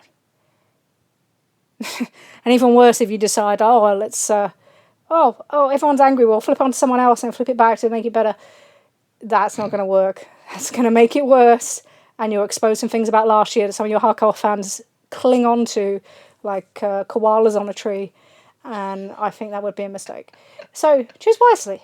Choose wisely. But yeah, I think and let's just enjoy the fallout. Yeah, but it's like, I would look at it for Max and I would think this is the best position you're ever going to be in, and it should be, because you've got that huge, huge thing behind you of having like the Page lose that stiff match, so that should raise you up, like he's not doing that just for his story. Like, you do that to put Max in a place, right? So it's like you've had someone give you more than what you've ever given somebody else. To be fair, like. Now pick wisely where you want to be, because it's not going to get higher than these next few weeks. There is no way up. There is no, all the things you care about, all the numbers that you care about, that sort of thing, you know where it's going to go. Like, just pick wisely. And especially for looking for 6 months, look for 12 months from now. Or just look at now, Maybe that's a different thing. Maybe you do just go, I'm going to have everything now, and then fuck what happens in 6 months, in 12 months, I can work my way back into it. But it's like, I think there is something to saving something and making people still want, especially in this era now, and making something that's fresh rather than rehashing the same thing over and over again. Sorry, I had a lot to get off my chest there, but I just think we've seen this coming. Like, even Dave can see this coming this year, which is a difference from last year, but we've seen this coming for months. We knew as soon as they got to this MJF Omega match, like, it's going to get worse. And maybe it's clever where they put it. Maybe it's not, but we're soon going to find out. But I'd just be really, really careful. Really, really careful of where you go and from here. And yeah, Swerve and Ospreay. I think there's lots of interesting kind of character work about that. I think if you hadn't dangled the Omega carrot, it'd be much easier to stick him in there. But also, yeah, you can't do him in a full. So you can do the Swerve program, and that's probably the reason that you keep that to the one side, and we'll see if they go to 2 stadium shows next year or stay at 1. Anyway, Continental Classic. Yeah. I know what the fuck happened here. It is kind of funny because I do feel like Tony Khan is very good at pushing things out to the point where they miss their moment, right? Like, nothing felt hotter than Takeshita and Okada as we were going into the Continental Classic, and then, boy, that just got ice cold right afterwards. Right. Mm-hmm. And Mox has not felt the same. There was that point where you were like, wow, the Death Riders are going to turn on him. And then they didn't. And it has also not felt warm or hot. It's felt kind of cold. So, who knows? It's clear that, whether we were all wrong and the things we saw on television were not actually the direction that they were going in. Crazy. I don't know what you'd hang on to Okada and Takeshita for at this point. Like, I don't see why you wouldn't do that, try to heat it up and do it. I don't feel like you're going to have that feeling. Maybe you will, but neither guy feels as hot right now as they did back in the fall. I just think that when it comes to Takeshita, they did the thing where he beat Kenny Omega twice in 2 weeks in 2023.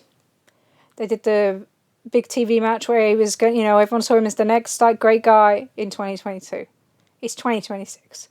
Yeah. If we're dragging this out, say he finally beats Okada All In, great. But then what? And this is where we're at with these guys now, especially on this side, you know, with a lot of DCF. With same with Carl Fletcher. It's and then what? Because there's a ceiling.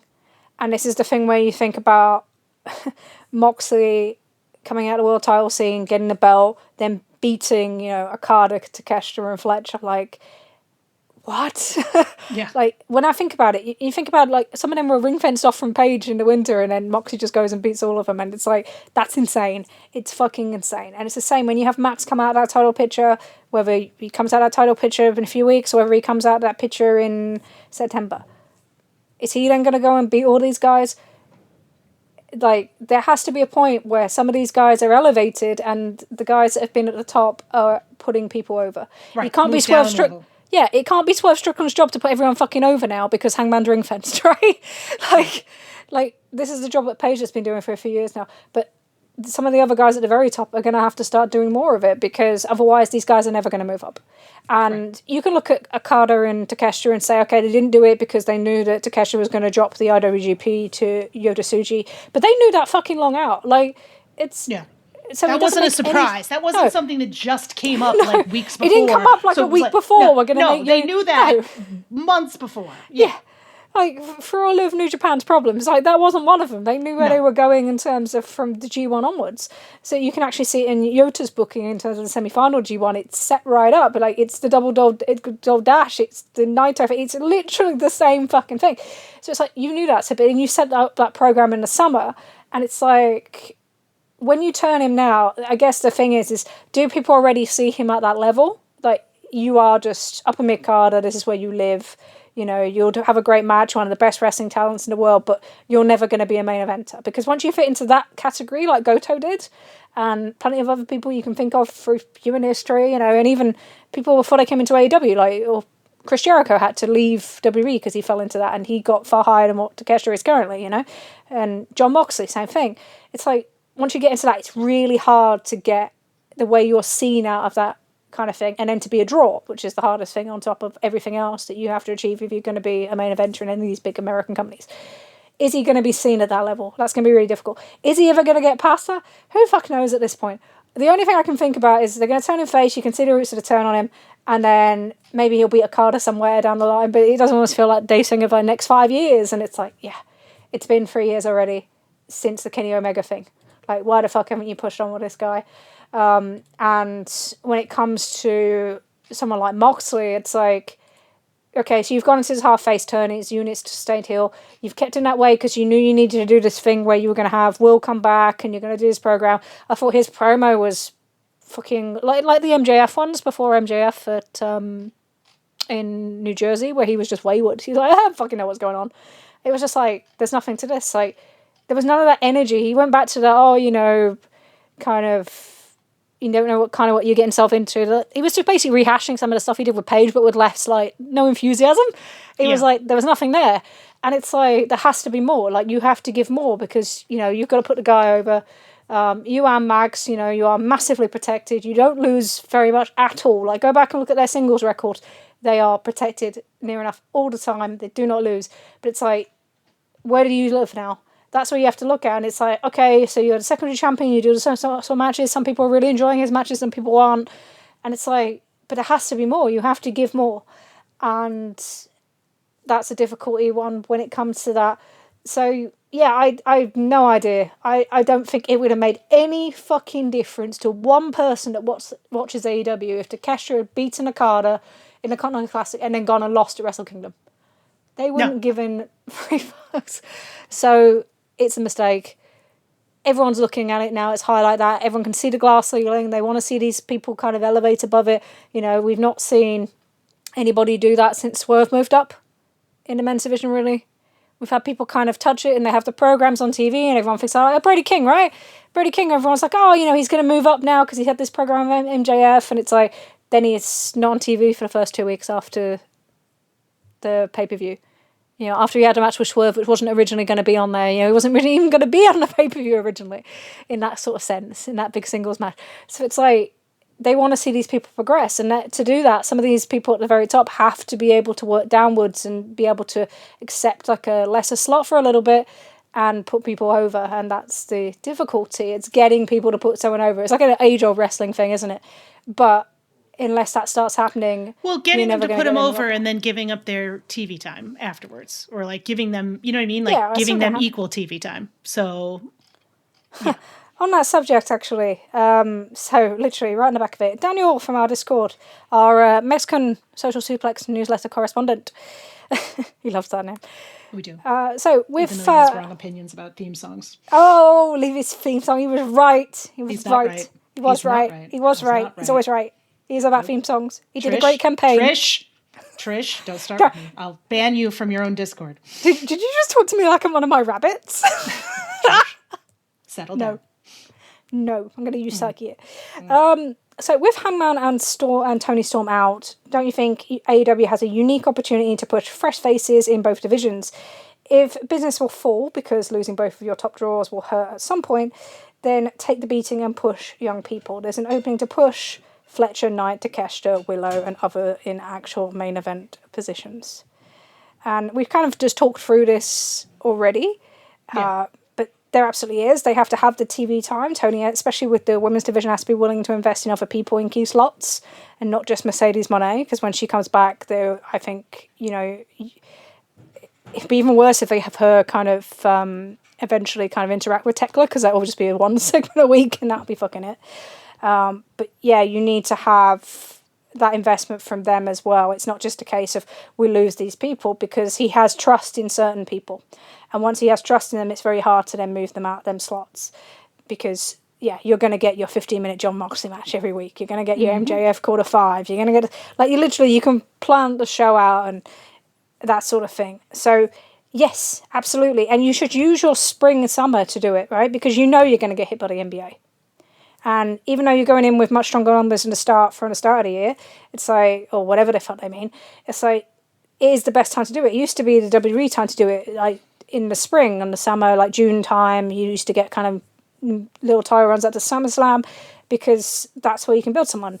New Japan do it in their spring. It's been very common to have from Sakura Genesis or Dontaku to Dominion kind of title runs, or Invasion Attack, or whatever the spring pay-per-view was, into Dominion. So you establish someone in a less pressure time of the year, so then when it comes to Wrestle Kingdom, you've been able to elevate someone up as already being a champion, already being a main eventer, for being in that spot. So it is where you should use it. Will they? I don't know, because you're now looking at a place where they've got all these people back at the top as well. So you've just got Will Ospreay back. You've just got FTR. You've just got Cope and Christian back. It'd be very, very funny if they get Chris Jericho back on Wednesday. We'll win that bet. I will crack up at that. Yeah, it would be good, wouldn't it, right? But you've got all these people to kind of slot in at the top that are already there. That I don't know how many gaps is made by the fact that Paige and Storm are out. And they're not people that have necessarily they've had that ability to move down and up and again, right? Yes. I think that's what I look at with Tony and with Paige, is that they've not just kind of sat on TV in the same spot when they've come out of their big programs, It's like they do it and then they move away, or they have a smaller role, or they go and work Collision, like Tony moving into their tag division and stuff. And you can look at it and say, does that reduce their value, or is that leaving opportunities for others? But them opportunities only come if he actually elevates. So what I didn't think he did very well in the fall was actually put anyone else pretty much into the spot other than Fletcher. It then became, we're just going to fall back on somebody, or we're just going to wait. He has a tendency to fall into a holding pattern rather than he does to elevate someone into that spot. And it needs to happen. And that's not to say people aren't set for something, because you look at Kevin Knight and you can see they're easily setting up something with him. Well, they're doing the same thing with Kevin Knight that they do with everybody, right? And there's not, and don't get me wrong, I think Kevin Knight's great, and I think you can see that they're clearly doing the same stuff that, again, they did with Swerve, they did with a few other people, they did with Fletcher. He's going to be on TV, he's going to have big matches against big opponents, he's going to lose them. Eventually, he's going to have some significant win, and he'll be in the upper mid card, and he'll be one of those upper mid card guys, right? And that's again, we've talked about this. Tony Khan is absolutely capable of elevating people to a certain point, and that's what makes this conversation so difficult, because people will say, well, we elevated this guy, we elevated that guy, but he puts them to that point and no further, right? They don't go into that main event. They don't get the TV time. They're not in those places that a Moxley or an MJF or, an Omega or somebody else is. And that's the frustration part. I think that's the point where people start to get annoyed that they're not seeing any changes. Sure. So, he will do that. You'll see it with Kevin Knight. It's going to be awesome. And then it's just going to stop. Yeah, that's a challenge, isn't it? And I think the big thing with that is getting them into them programs that kind of exist just under the main event, right? The way you got like the Swerve Hangman program. Because that was the way that, because of that lift in that program, that elevated Swerve into that main event picture. So it's those sort of programs just underneath that you need to get these people into. It's like people, like you look at someone like Carl Fletcher, right? They look at him, his in-ring ability, his promos, his look and everything like that. And it's like, we want to rush him into straight, get him a world title. That's great. But actually, we need to see how he does. He needs to experience those long form programs more. He needs to experience them builds, those sort of things that exist underneath that allow you to connect to the audience more than just kind of, oh, he's cool, he has cool matches. And I think that's the same with all of these people. And it's something that the women's division, when it's not involving Tony or Mercedes, has had issues with as well in general. So that's the thing. It's not just get them up there and give them the shiny belt. It's get them into those programs that exist underneath that are like your secondary draws or your third on draw on the card, where it involves that kind of personal thing where these builds between two characters, and have that happen more. And that's really key for a lot of these people. For Kevin Knight, for someone like Fletcher, for Takeshita, forget it. But it's like, and then same on the other side, if you're going to come back to this Chris Willow thing, well, then do it. But make sure that it's not just, we throw it out once every 8 weeks, that it becomes something that's focused on. That's the difference, isn't it? Like, you can have all the matches that you want. You can do this sort of thing. You can be elevated with this belt and that belt, but it's who gets the focus is the difference between who's in the main event and who's not. And to get around this, some of these people need the focus. They need those programs. They need things where it's built around them, not just built around the person they're facing when they get to face someone who's in the main event or the belt that they're wrestling for. So, all right, our next question from Alice, also on our Discord. The last time Hangman attempted a heel run, there was a subset of vocal fans who decided to double down on the he's not a heel to me sort of responses to his work instead of following his journey. I feel like that backlash originated with unhappiness at how the Swerve Danielson stuff went down and the subsequent odd booking, which felt like it undercut his heel run until eventually he had to turn back face for the box feud. Is there concern that this fan response could happen again? And what would he or the promotion try to do differently to ensure that those fans are persuaded to follow him this time, or at the very least be a smaller subsection of his fan base than before? This is kind of interesting to me because, Alice, I'm going to be terribly mean. I'm not going to be mean. I kind of don't care. Like, I think for me, Alice wasn't in that subsect. No, Alice was definitely not in that subsect. But I guess for me, it's like, I kind of, like, I get that there were people who were frustrated or who were frustrated at the fans who were like, Hangman's not a heel and Hangman's still a face to me. To me, I'm interested in the story that the wrestler is telling me on the screen. And if there are certain fans that just choose not to engage with that story, that's certainly their prerogative. They get to consume their media and their fandom as the same way that they want to, and if they want to not, right, I think that kind of undercuts. I think if you're a fan of someone's work, then you're kind of should follow them where they're taking you. I don't want to say, like, this is going to sound probably more dramatic than I mean it to, because it's the word I want to use is going to be more dramatic. It's really a little disrespectful, and I think that's a harder word than I mean, but it's kind of like, if this is the story that this person wants to tell you, then why wouldn't you follow them if they're someone you're a fan of? You can't be a fan of them just when they're portraying a good guy. But I also think that some of that ties back to this concept that, like, that purity in media thing where it's like you can't tell. Like, we see this a lot with the younger generation these days, where it's like, if you tell a story featuring someone, if you see this a lot with authors, right? If an author writes a story with a Nazi in it, then that author is clearly then a proponent of Nazism, and I'm using that as a really bad example, rather than just someone who's using this as something to tell a story about, right? Like there's no, that lack of, like, media literacy that where it's like, Hangman's telling me a story about a bad guy. That doesn't mean he's a bad guy. Like, so I don't have to refuse it. But I get it. People can choose how to engage with that they want to, but that doesn't mean that if it doesn't mean anything, then you don't have to pay. I guess I just don't have to pay attention to it. Like that's what I mean when I say I don't care, Alice. Not that I don't care about what you think, but it's just like, it's annoying in that sense of like someone is wrong on the internet, right? Because God knows I hate when someone is wrong on the internet, but... I think I have some sympathy for it because of the way what they did. So there was a justification in him what he did. So, you know, the whole thing of he lied about like the injury and he did the thing where, you know, he attacked with the crutch prior to awesome. Revolution. It was great, yeah. I watched that on like a chow lounge train in Tokyo at like 10 a.m. And I'm just like, what's this? Like, what's going on? Like, and he can't make any noise, right? It's so good. But it was great. But like, there was a justification behind it because Swerve broke into his home. He gave the promo, you know, and he talked about how like the crowd chose Swerve and not him, and all the undertones about how that and how everything else that relates to him in AEW at the time and that sort of thing. So there was a justification for it, and they never really got to the thing where he felt like a dangerous heel, right? Because no, they cut him off at the knees. Yeah, in a way cut him that off was twice. Yeah, so he didn't get that. Yeah, I agree. No, so you had the first one with the Danielson thing, okay, and then he gets more kind of angry after that, and then you do it again when you cut him off after the Strickland cage match, because when you look at like the Strickland cage match, like that was uncomfortable. That's the big difference, I think, for so many people between, you know, what they did in that kind of thing environment and the way that the hate was between characters, then to something like the MJF Texas Death Match, because that was more around Page battling himself, right? But there was that, it wasn't uncomfortable. In fact, it was the opposite in times because you get the MJF kind of overdramatic, like, oh shit, and all this stuff. Comedic element to him, right? But with that cage match, it was uncomfortable. It made you feel uncomfortable because he felt dangerous. And not in like the catchphrase way, like he felt dangerous as a heel.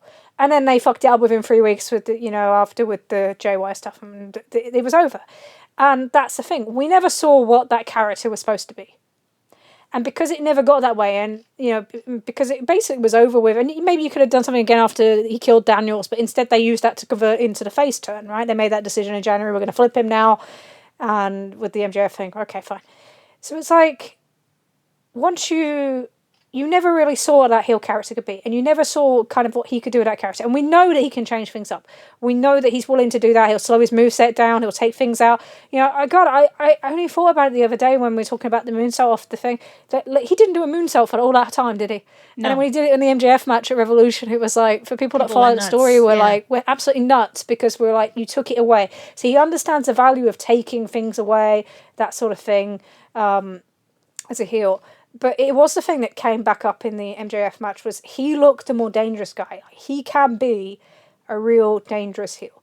And they did all that talk in the commentary about like his moral compass, you know, what's his moral compass if he doesn't win and he doesn't use like the light tubes on MJF, what he could have done, and it cost him like the belt, and you believe the thing that he sees, you know, as what's the word? Well, I've lost my words. You know, he seems you have to be worthy of the belt, and actually trying to be like do things the right way didn't work for him here. So why fucking bother? You know, does it take him straight into similar territory to what Swerve's been talking about? You know, where he said, "Was it worth it?" No, it wasn't. And that's maybe where those two characters connect. And you've got to be careful that you don't over kind of lap them too much. Or maybe you don't. Or maybe you just team and you do. I don't know. But that's an interesting question when you come back to. But it's like he can be that dangerous heel and that scary guy that makes you uncomfortable in a way that Max can. And maybe, yeah, there will still be absolute people cheer to. And if you know, unfortunately, if he does it too well, you then fall into the thing where he may become cool because he's so different. And that's a problem too. So, you know, look, we'll see when they go with it and when they go with it, and whether he comes back heel or whether they wait and have him put over people in the meantime because there's no one else to do it in the mid-card. And then I don't know, or you do tag or whatever. Whichever way you do with it. When he does... Like, I think people will go with it, but it also depends who you turn on. I tell you what would actually be good though, in a way. So there's a danger of doing it with someone like Will after like 5 months having the belt, because once someone's had the belt for like 4 or 5 months, people don't really they want the next guy, right? They want what's next. That's a way where it's kind of similar to Swerve actually, where if he turned on Kenny, I think it would be different. I think people would react to that, but we'll see. But yeah, We're gonna have to see what they do. Yeah, we'll see what they do. We'll see what the turn goes. You know, I've told you at the start, it's a world title story. It's amazing how many people think, oh, it's going to move on from him now, and I'm actually getting a kick out of that. So I am enjoying it. But let him enjoy his time off, and then we'll see when he comes back. On that, on the the Elite note, our friend Edgehead, also on Discord, asks, do you see AEW ever being ready for an elite-less All Elite Wrestling, and will its fans or both be able to continue to support AEW once that day comes? I mean, we saw them try it at one point. Yeah, they did. They tried it. They invented a whole show. Had them run down and everything. How did that go? Yeah, new logos, took that out, took the Elite out the graphic, didn't they? It's just AEW on the graphic now. Yeah, they tried it. Like, if you want to see what AEW wrestling looks like without the Elite, in the most part, you had Collision. That was your vision. I get it. As much as I make fun of it, and as much as I thought it was a bad period at the time, like, at some point, these guys are going to get older and retire, right? That's not an unrealistic thing. That is realistic, and you will eventually. Would I probably I mean, you don't want to have a Bullet Club situation, but you'd say, hey, maybe bring more people into the Elite and turn it into a thing. Like, there's always an Elite in AEW type situation. That would be smart. But, you know, if that's not... We have Ring of Honor 2005. I'm sorry. Eventually, those guys will get old and die too. Well, then you just build a show around Cope.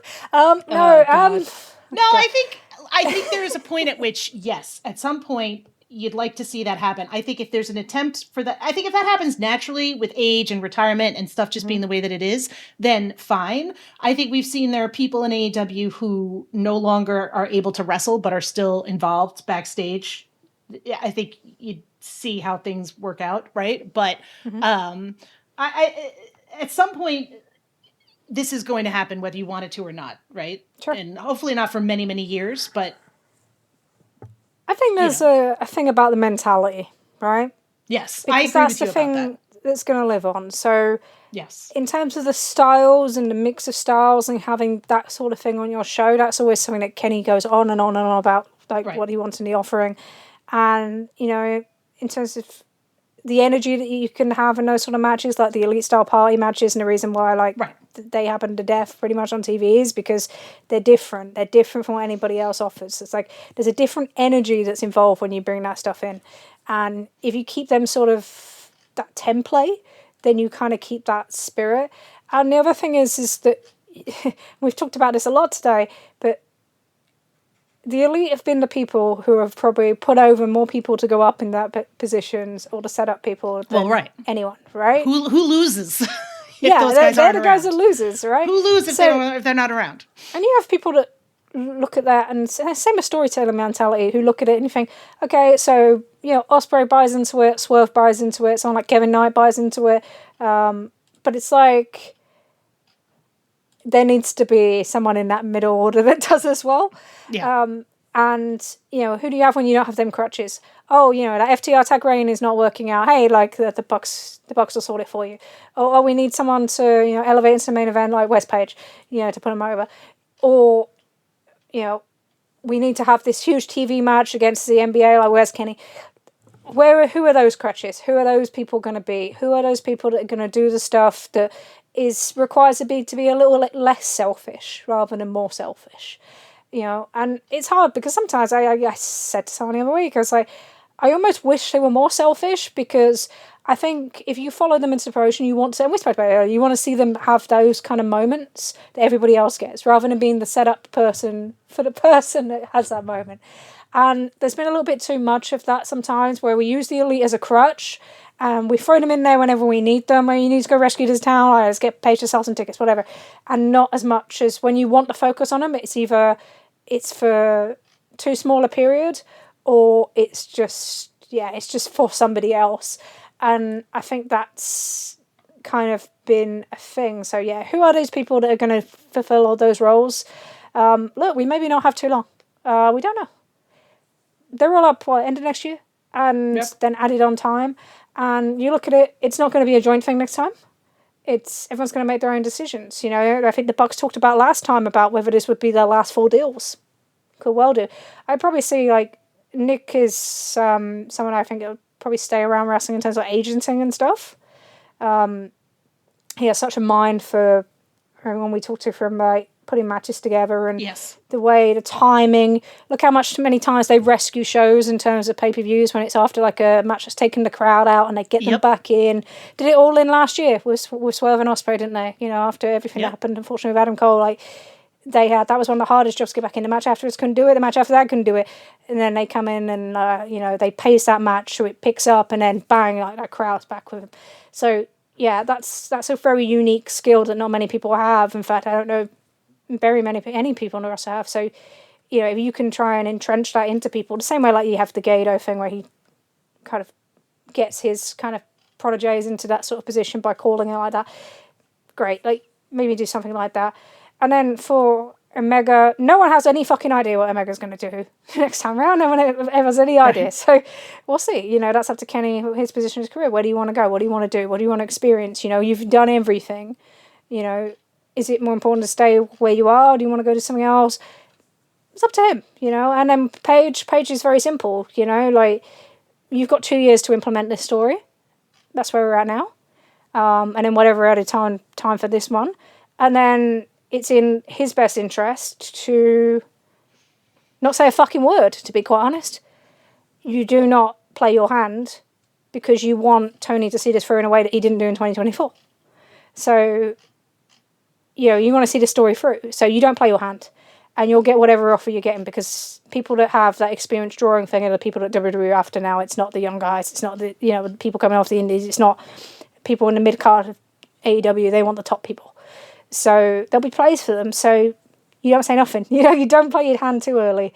You know that all the leverage is in next year, especially with TV deals, et cetera, et cetera. So no matter what you want to do, you don't play your hand. So maybe we aren't too far away from it. Maybe we are. Maybe, they all sign another deal and they stay around for another 5 years. But it's the mentality and the match structuring and that kind of range, I guess, is a good word, that all those guys have, that you want to stay with that company. Because we saw what it was like without, an AEW without them when we saw Collision in 2023, and you may have really enjoyed that product. Yeah, I was enjoying it. It was shit. People you might really have enjoyed it. They had a fucking agenda. Come on, let's not lie. I was you might really enjoy that product. You might have thought that was like the wrestling you want to see every week. For me, I thought it was fucking soulless, and it's just low energy. It was Brock Anderson versus Luchasaurus, and I like Luchasaurus. Like, Jesus Christ, it was shit. We've seen other time periods where there's been a lack of elite around. You can feel it. Like, you feel how much energy, like when the Bucks came back into the Death Rider stuff last year, how that changed kind of Jon Moxley in the matches. When he interacts with Paige, he's like a different Jon Moxley as well. Like, in terms of his character work and in terms of promos that went from fucking whatever the fuck was going on at the start of last year to actually making sense by mid-year. So it's like, these people still have that drive where they can elevate others around them and lift them up around them. And you need those other people to come in, to be able to do roles. And there are people, have buy into mentality, absolutely.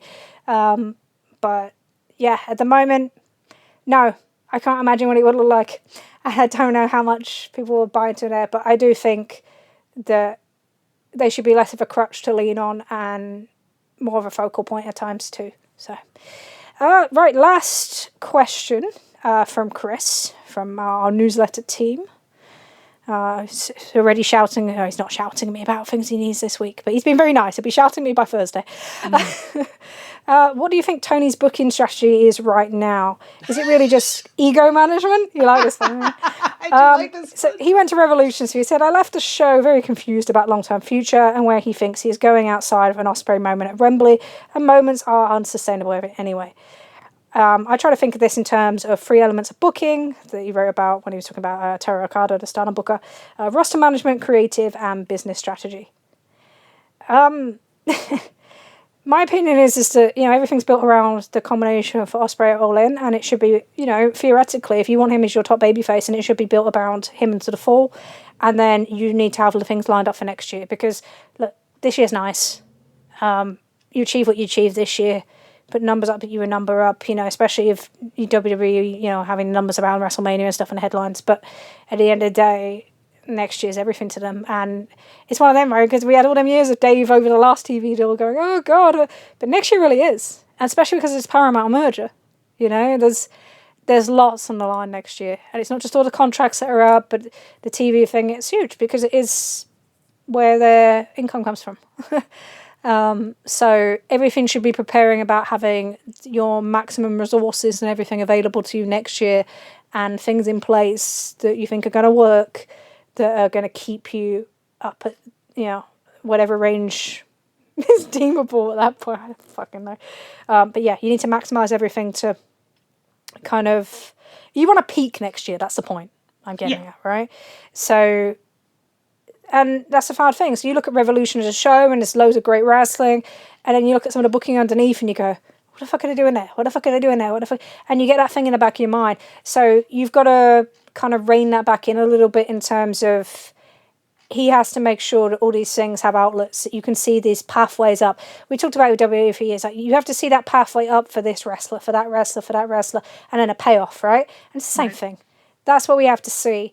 And it can't, in that way, it can't just be Ospreay. But then, yeah, you have to, some of these risks you've taken, they've got to pay off.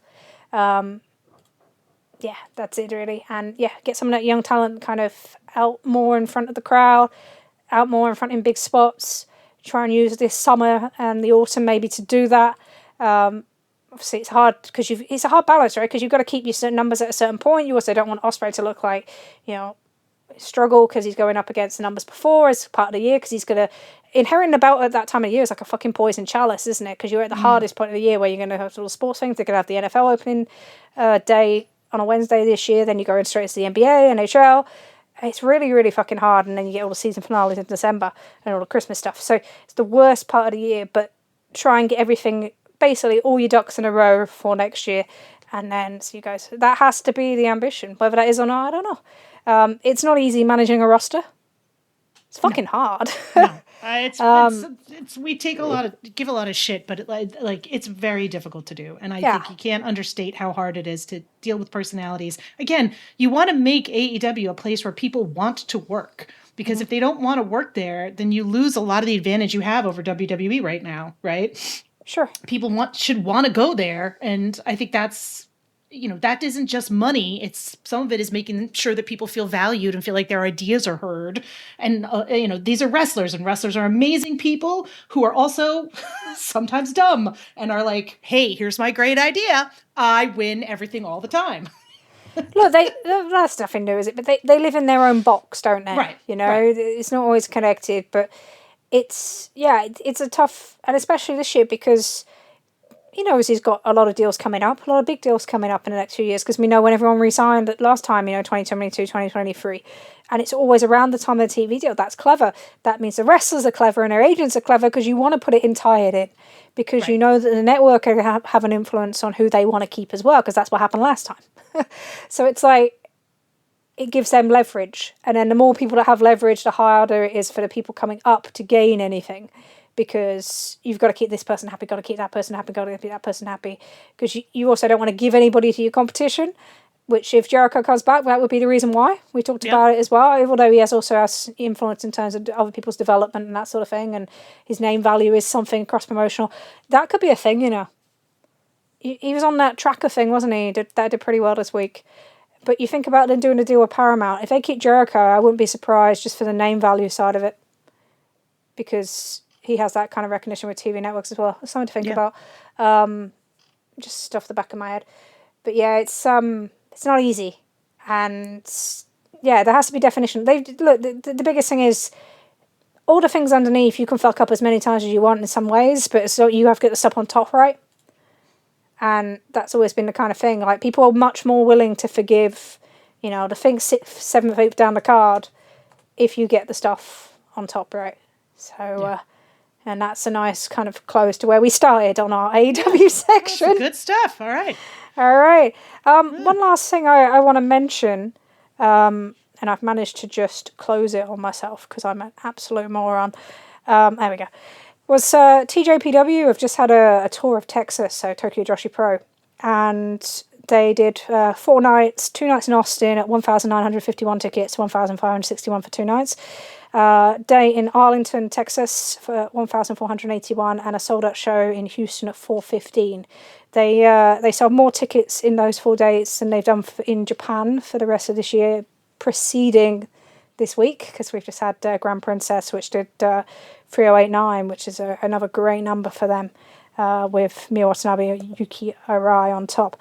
But what I thought was interesting about this was kind of twofold. Is one, it's a fucking awesome thing for a small Japanese company, generally does 300, 400 houses max, to go into somewhere like Texas and do 4 shows like that, and not off the back of All In this time either. So last time they built it around All In, but this time they did it themselves, and they made themselves, and I talk about this all the time, and people are probably sick of the word destination programming, but they made themselves a destination event.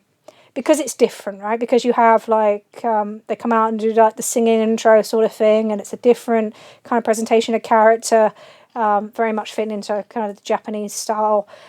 And then you also still have these fantastic fucking awesome wrestlers. Miya Watanabe is just, just so good. Like, if you have a 10 match of the year and you think you've seen everything and you don't have her and Suzumi in there, I don't trust you with wrestling. But it's like, they just made themselves, it's different, right? We used local media. They've used a lot of local media across in different parts of Texas. It's a lot of word of mouth, but they made themselves a buzz about stuff. And it reminds me of, there used to be, and this is kind of a sadly tinged thing because of what happened afterwards, but it reminds me of the Lucha Libre World shows that used to come to the UK. And they used to have, I think it's the first time I ever saw Bandito live was on one of them actually. And it's like, and Santo and everyone else, and it was like, it was great because it wasn't just like a wrestling show, like, oh, we'll just go into the wrestling.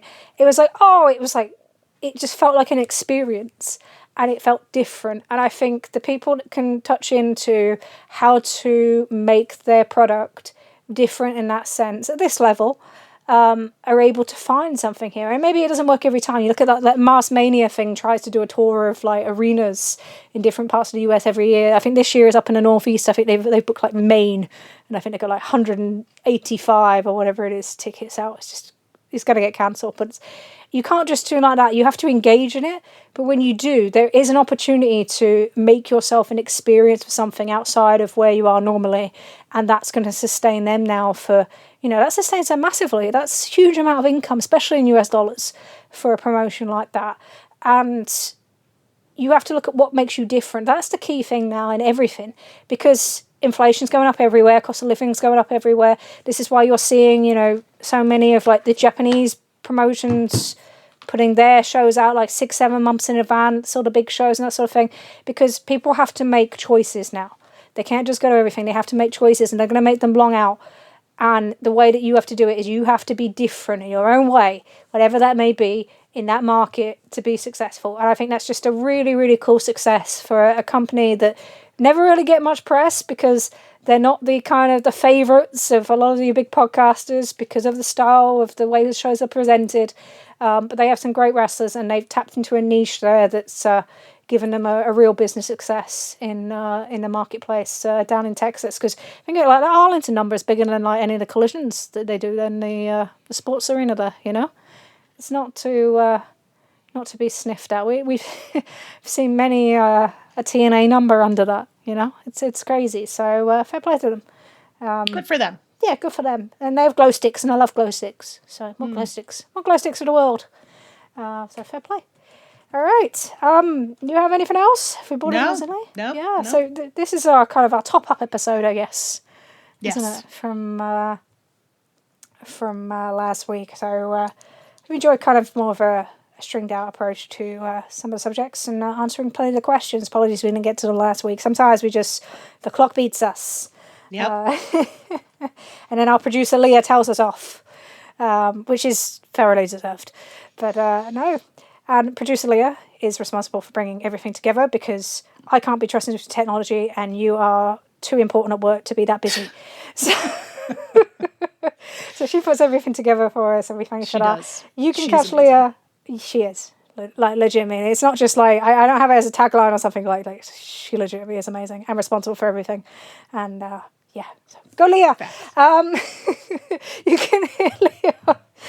This is my actual transition on Tunnel Talk every week, every Sunday, exploring the world of AEW. Finals of the second season of the Best Buds upcoming, and also because I didn't do it last time because I'm a useless recapper. Congratulations for your anniversary. Yes. God, they're such a great addition to the space, and the fact that they've been able to have longevity with it and grow as a brand is so important for women's voices in wrestling. And very proud in a weird way. Very proud. Yes. So, yes. You can listen to Tunnel Talk as well as all the other great podcasts on the Social Suplex Network, wherever you find your podcasts. Also check out the AEW Match Guide last week if you want to hear me talk about Tetsuya Naito and Takeshita Okada at Wrestle Kingdom 14, and a whole breakdown of Naito's journey from pretty much Wrestle Kingdom 8 through Wrestle Kingdom 12 and then onwards to Tokyo Dome in 2020, and how he compares to Adam Page, because there was always going to be that question and now he really does. Maybe Paige should be more careful on his knees with the dead eyes so he doesn't end up like Naito that way. But yeah, if you want to listen to that, you can plug your ears into that. I think they've got some interesting stuff coming in the next few weeks. You can also find us, ourselves and the other co-hosts at the Social Suplex Discord, where you can do like I did and walk in to talk about Dave's Neilsen story and walk into a conversation about horse breeding, because that's the way our Discord works. But yeah, you can join us there, or you can find us at Blue Sky under our own names, or you can find us on Twitter under @Trish and Sarah. Trish and Sarah. You can also email us at trishandsarah@gmail.com. We are back on schedule now. Hooray! Yay! So we will be back in 2 weeks, which will be around Dynasty time after Sakura Genesis and a week before WrestleMania. How fucking insane is that? Nuts. That'll be then. So until then, I have been Trish. I've been Sarah. And this has been the Trish and Sarah Wrestling Podcast. Thank you for listening once more.